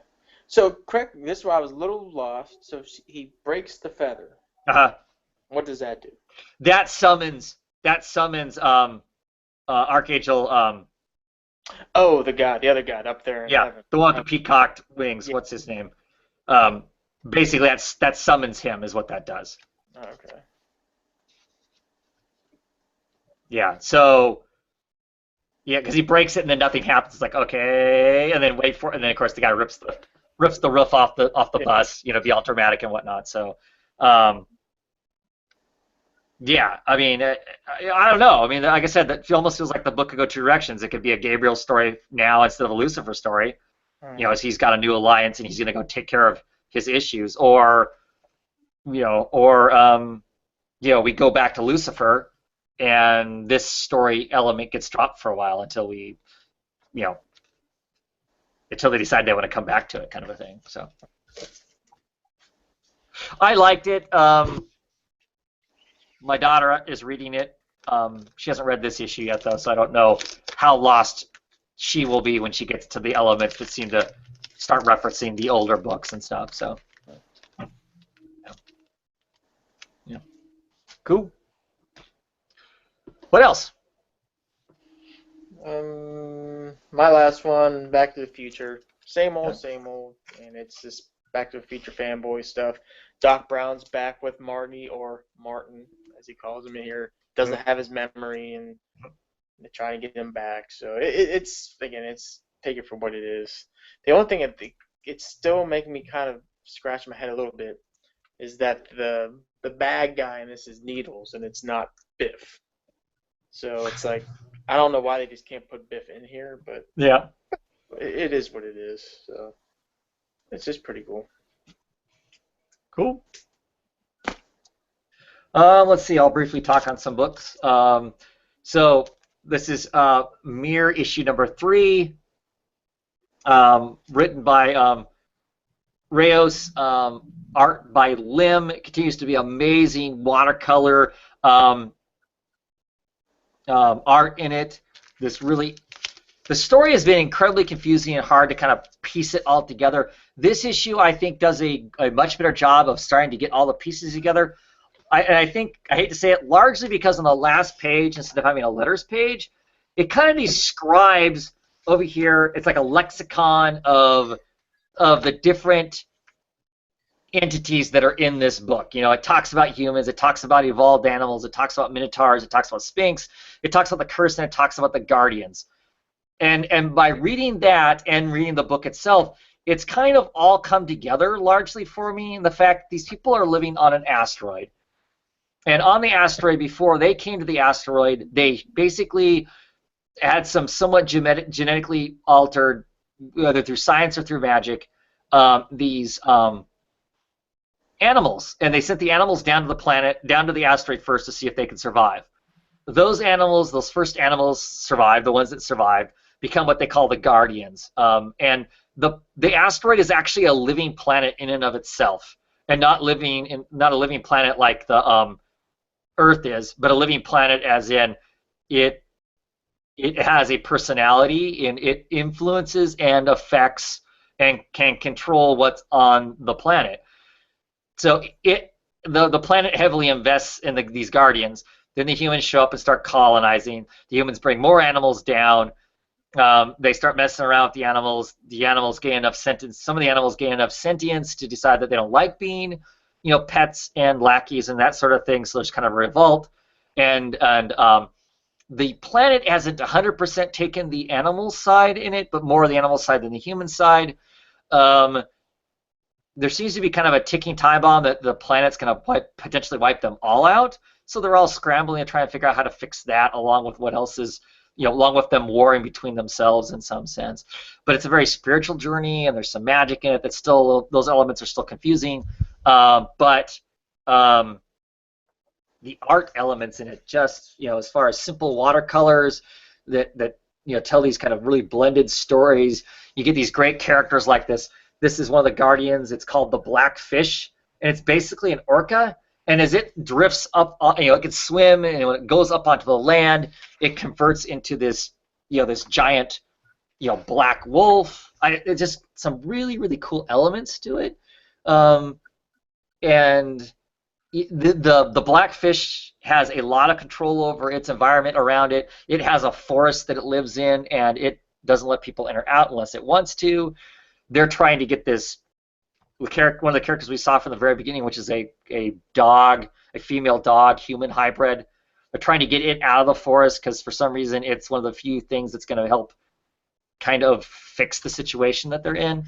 The biggest problem with it is it jumps between these different timelines of year 35 and year 17 and the present, and it's sometimes hard to figure out exactly what's going on in those years and how they compare to each other and stuff. So it's it's artsy to the point where it's a bit of a challenge to figure those things, but still, I don't know. I'm still really enjoying it. And this issue, like I said, this issue made a lot of it feel a lot more satisfying, just because with that kind of lexicon at the back there, it helped kind of ground in my head for what I was kind of thinking was going on anyway. Helped kind of cement that. But it's a cool book. I don't know. The art in it is. I read it for the art. I'm reading it for the articles, not the pictures. Yeah. Reading it. Reverse that, yeah, kind of a thing. But yeah, it's cool. It's really cool in that sense. East of West, issue number 25 continues to rock it. We are in more of a kind of a quiet state now. We're seeing more of the elements of the First Nation. We've got the current chief of all the tribes is debating on whether or not he's going to go into the Bone Lands and challenge this part demon prophet that's there. Wolf, which is one of the Indian witches that hangs out with Death, is there also. And they're trying to decide what they're going to do to empower the nation more and survive the upcoming apocalypse. The southern states, the Confederates, in here are housing the messenger, and the messenger is this giant mutated guy who's now more demon than he is anything else. They're kind of hiding him. And so this is more of one of those issues where it's more kind of building up the what's next in the story kind of a thing. This is one of the more quiet ones, which I like because I know it's going to lead me to something else that's crazy that's going to happen. Death is back in this issue. There's a bartender that he keeps harassing every so many issues. He'll show up at this guy's place, and he basically ends up killing everybody in the bar, which of course makes it really hard for the bartender to make a living. But the bartender's this like super tracker, and this time he's basically wiped out everybody in the bar and is gonna force the guy to do some tracking for him and stuff. So there's some crazy, fight scenes with that are pretty dramatic. But there's just this wonderful art. This is the guy, the kind of evil shaman that's in the bone lands that's challenging this chief, and it's cool. I'm really enjoying it. And of course, yeah, here's the messenger, this big giant demon thing. Used to be a guy. Well, it is a guy. It's attached to him. It's attached to one of his arms. This whole giant thing is attached to one of the guy's arms, so it's pretty nuts. It's exciting stuff. I mean, I just know that this is just build up to the next really kind of crazy thing that's going to happen. So the quiet moment. It's the quiet moment, the build up of bits and pieces that I know in issue 2 it's going to be explode at some point. So very much of it. Yeah. So, let's see. What else do I want to talk about? I want to talk about this because I don't know how many people are reading it, and you should be reading it. This is Second Sight. This is an Aftershock comic written by David Hine, Alberto Ponticelli doing the pencils and inking on it, John Klazik doing the coloring on it. Really, really love this book.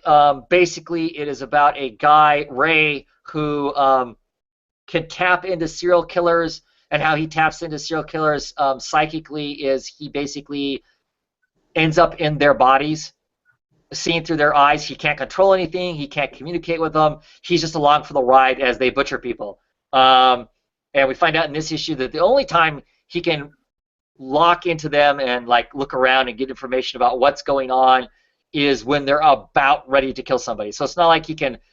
And he ends up going on shrooms lots of times to see these visions and stuff to help him see the visions. And the unfortunate thing is he can't just do it whenever he wants to. He can't just like go, okay, I know there's a serial killer out there. I want to tap into him now and see his environment to see if I can figure out where he's at so we can hunt him down. No, the only time it works is when they're, they basically have a victim and they're getting ready to, kill. In this issue, we get some more of his backstory. We find out some cops that he used to work with got forced into retirement because, of course, dealing with a psychic who you can't explain how it is that he knows all this stuff about the murderer, but he isn't the murderer himself. Basically got them fired. There's a new cop that he's kind of working with, but she's on the fence about working with him because she doesn't want to get fired. They're still working on getting rid of this Wednesday Club, which is this basically giant club of perverts, which is made up of the elite, high-level policemen, politicians, priests, and they all have this club that they go to, and they do generally horrific sexual acts on children and stuff like that. So they're still working to get rid of that. The art in it is fabulous. I'm a big fan of Ponticelli's artwork. It's really solid in this. I think that when he's envisioning somebody killing somebody or whatever, it's really dark and grainy and gritty, and gross. But then when we're not standing in the sewers, we're just out having a bite to eat at some restaurant. Then it's bright and airy and light, and just some great inking and pencil work, to tell the story. In this issue, we get some more of his backstory about the one serial killer that really messed with him. This was a serial killer that, for some reason, when he would tap into him and ride along, the serial killer knew he was there, and he got off on that. He'd actually talk to Ray, hey Ray, how's it going? He was a hardcore torturer and stuff, and so we get some more of that backstory of that one serial killer and how bad that messed with him, and he still has flashbacks from that, and some of the stuff that he had to do to try and find him. He actually combed the early '90s underworld of English porn, trying to to find the guy, and he attempts to buy snuff films and runs into a guy that that the police kind of covered up. You know, they told him to quit investigating the guy because they were going to wreck their investigation, but they never arrested the guy or anything like that. And so now they're beginning to think that maybe that guy was a supplier for the Wednesday Club. So we're starting to get the pieces to kind of fit together this current crime that's going on. So, but cool stuff. I really enjoyed it. Let's see, Cry Havoc, issue number 4. If you can't see the big giant 4 there, this is the variant cover. I've been picking up the variant covers of this. This variant cover is by Declan Shalvey and Jody Valeri, of course. I'm still really enjoying this. I just think it's unfortunate that it's only going to go 6 issues, just because I think there's a lot of information, a lot of crazy stuff that could go on, a lot of playing with mythology and the idea of the modern world needing the mythology and stuff. I'm really enjoying the story, and I just think we're going to get a truncated, this whole thing that's happening right now is going to be cleaned up and done, and I mean it's going to be left open-ended enough to if they could come back to it at some point. I doubt they will unless suddenly the sales of this thing go skyrocketing or the trade goes like gangbusters or whatever. But I really like the artwork in it. It's an intriguing story. It's told in 3 different times, and the 3 different times are colored differently by 3 different colorists to give us that element. The Afghanistan stuff is really interesting. The stuff that's in the red is kind of bizarre because you're dealing with all these mythological beings. This one woman is I mean it's reminiscent of Heart of Darkness or Apocalypse Now. The guy that's off in the Cambodian jungle that's just he's part of this cult. He's nuts, and these people are just kind of blindly following that. That's what this woman has got going on. Except the people that are following her are all supernatural beings. They're all forms of werewolves, forms of vampires, forms of phoenixes, forms of kelpies, just all these different kind of fairy tale type things you can think of. They're all kind of there. They're building up their power to basically throw it in the face of us mundane people who don't believe that they should believe. It should be there and it should be believed in and stuff. And so I just feel like there's a whole lot more that could happen that I know I'm not going to get. And so as a fan, that's a dissatisfying taste. That has nothing to do with the creators and what they're doing. It's just the knowledge of knowing that not enough people bid on the book to maintain something more going on with it. But still, really liking it. Intrigued to see what happens in it. So, and last book I'll touch on, Sixth Gun is finally back. This is issue 48. I swear to God, it's been probably 9 months to a year since the last issue. They just kind of got off doing other stuff. This is the final story arc. Like I said, this is issue 48. 49 comes out next month, and then in the month after that, issue 50, which is the final issue, comes out. Issue 50 is the equivalent of either 3 or 4 issues all in one. So it's like it's like 60 or 70 pages of a comic book in the final issue. This issue has so much revelation in it of who these characters are. I mean, what we thought we knew about Drake Sinclair and Becky, just in this issue, it's crazy what we find out about them and how linked into this whole end of the world fight. It's to try and keep the world from being rewritten, and now that it's in the process of being rewritten, who's going to get to rewrite it? That whole we just find out some more information that just is just kind of amazing how it links back to the very, very beginning and why this is all going on and what the fight really is really, really cool and really intriguing and stuff. Always loved the book. I have probably bought close to 40 trades, the first issue of this trade, and given them away to people with the caveat of basically money back guarantee on it. If you don't like it, let me know and send it on to somebody else you don't think you think might like it. If you don't, and let me know so I know how many people have hated the book that I've given it to. I am aware of one person that did not care for the book and I don't know if they didn't care for the book just to spite me or what. I know other people who have given the book to somebody else and bought another copy for themselves, or they bought like the Gunslinger, which is a oversized, it's like 3 trades in one, massive, gorgeous, kind of a book. And I still stand by that. I still stand by basically a money-back guarantee on the first trade of the book. You read the first trade and tell me you aren't interested in what comes next. I would probably buy the trade from you and give it to somebody else, kind of a thing. I just absolutely love it.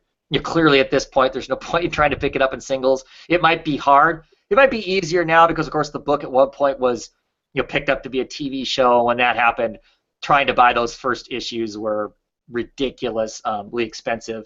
I haven't looked on eBay in a long time to see what they're like and stuff, but like I said, super excited to get the end of this coming in these next coming months, and then I'm sure that when it's all done, I will be going and buying one of those, some of those luxury volumes. I haven't got any of them yet because I wanted to wait for it to completely end, but I love this series so much, I will probably go back and buy the bigger, more expensive, larger size volumed, books because it's awesome.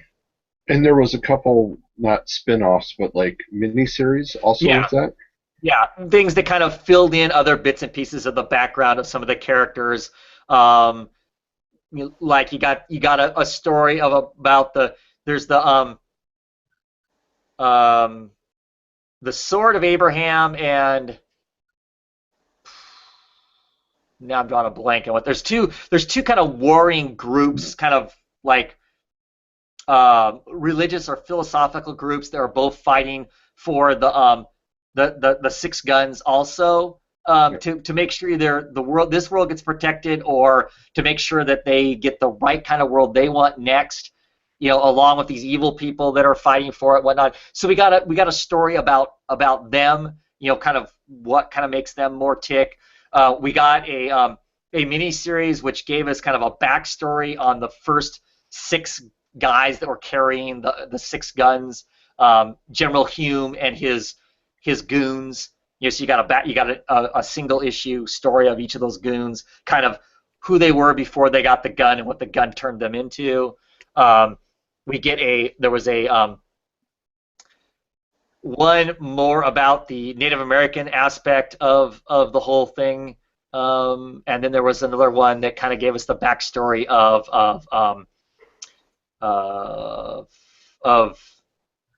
Big John, who is a main sidekick to Drake Sinclair in it too. So yeah. So, and I believe even to this day, if you want to check out because the first issue of 6 Gun was a free comic on Free Comic Book Day, like 4 or 5 years ago. I think you can still go to Oni Press, and you can go to 6 Gun, and I still think you could read that first issue, that 0 issue, which is also the #1 issue. I think you can still read it for free. It's pretty good. It actually gets better by the time you hit the end of that first trade. It's pretty awesome. It just gets better from there. So yeah, I think that's it. I have some other books I didn't get around to reading and whatnot. Lazarus came out with a source book this week, in a kind of non-comic book. Let's see if I can find it here. Of course I can't. There it is. So all it is, those people who game, if you're a gamer, role player, you probably know what a source book is. It's basically just a big giant, book of information. This one is basically all on the Carlisle family, which is the family that Forever that is from. It's the family that she works for. So it is literally just, it is all prose and some schematics, and there's their money, for instance. But that's the entire thing. It's a full comic book of just prose about the Carlisle family. One of the things I love is it gives me a map, shows me what the Carlisle family controls. This one family, and the family consists of 7 people. They control, this is the United States, they control all of this. This is Canada, Alaska, clear up into here. The stuff that's red is stuff that's disputed territory. They're actually constantly in fights with these families. But that's how much the Carlisle family controls pretty much most of the United States and a large portion of Canada too. So yeah, and then the book will go and break down each of these different segments. What's in them, how is that important.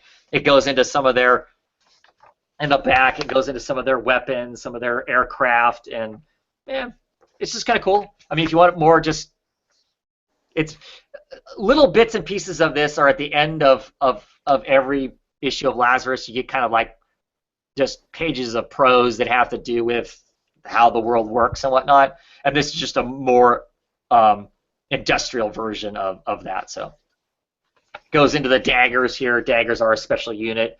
They're like the special ops for the Carlisle family. I actually own a T-shirt that has that logo on it. So yeah, it's just cool. It's cool. I just barely kind of touched it. I haven't really read it, but it's pretty cool.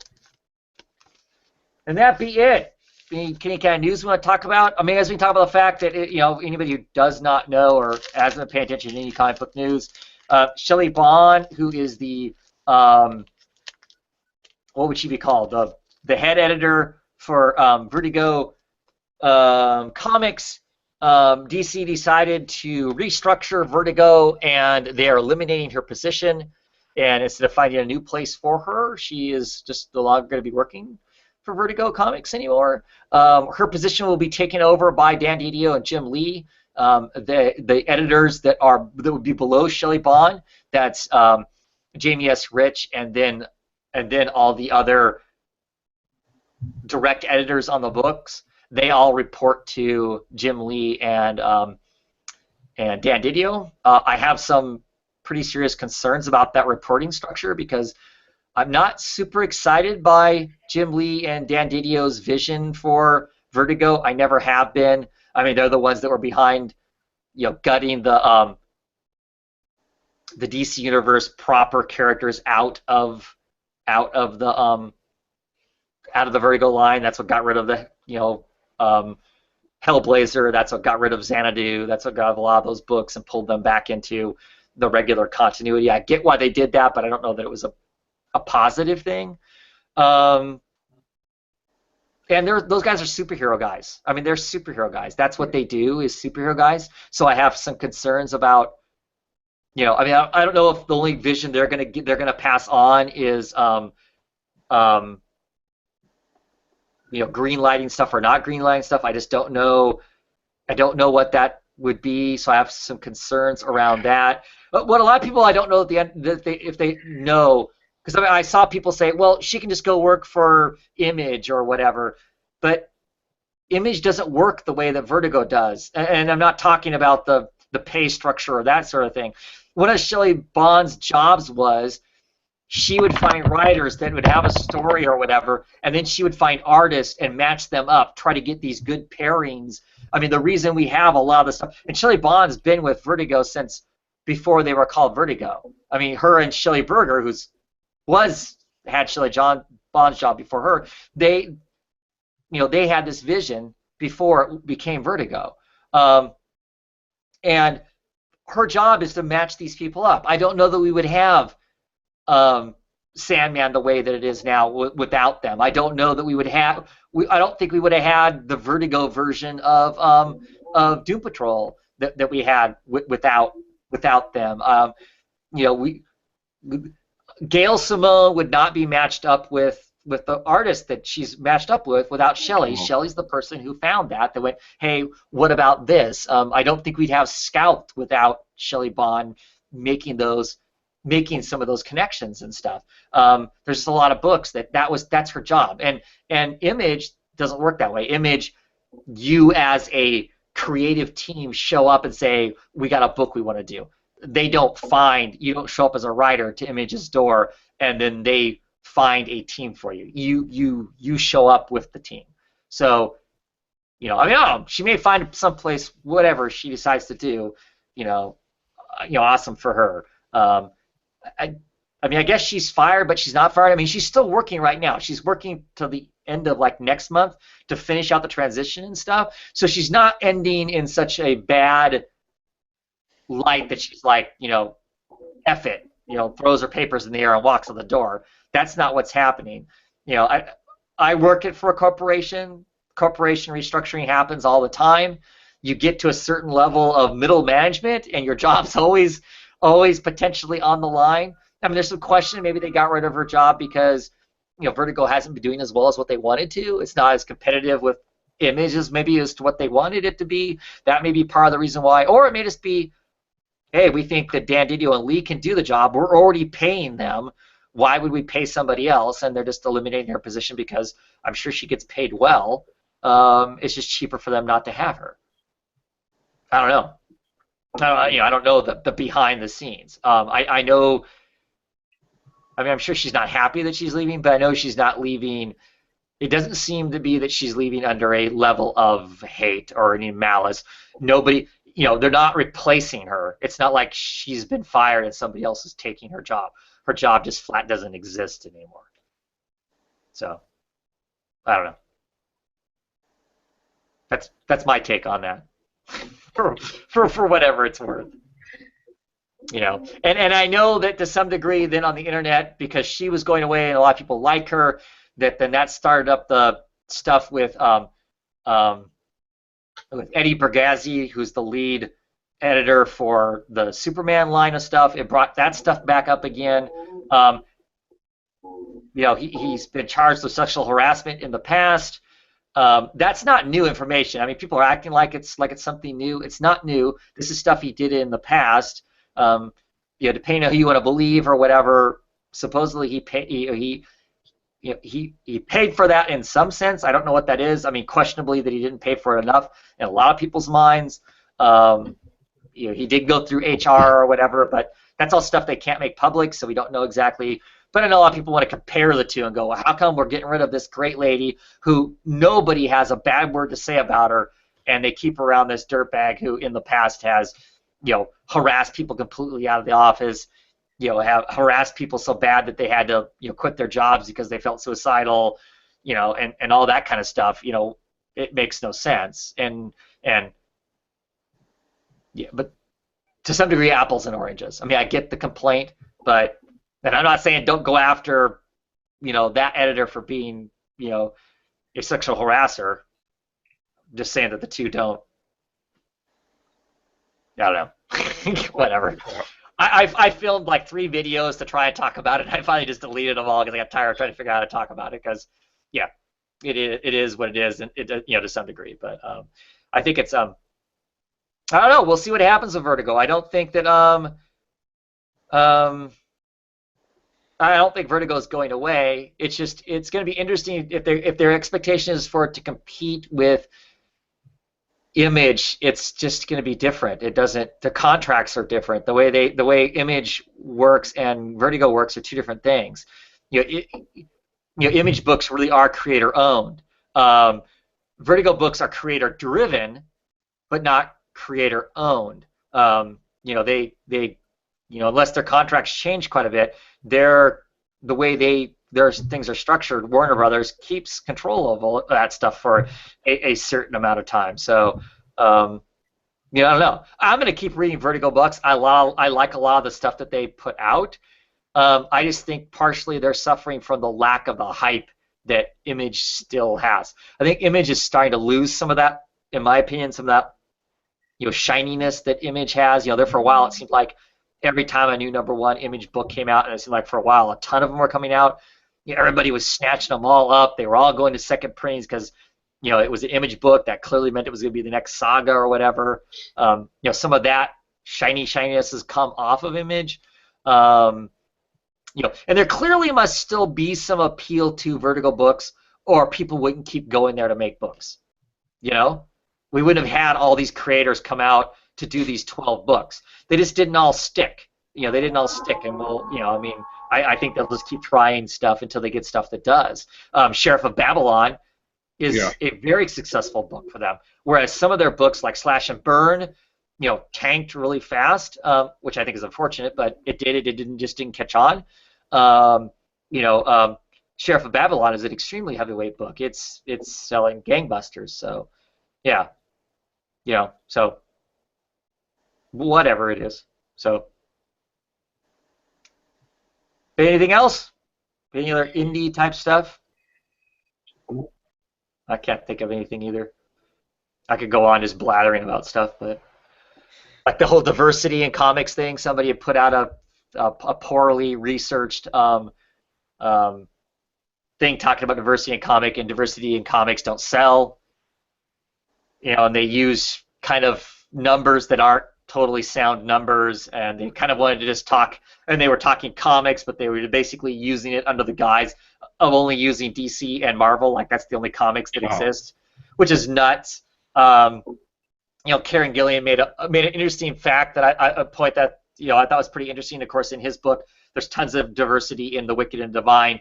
A wide makeup of sexual orientations and races in that book. So clearly, and he said that the second trade of Wicked and Divine is outsold the second issue of the singles.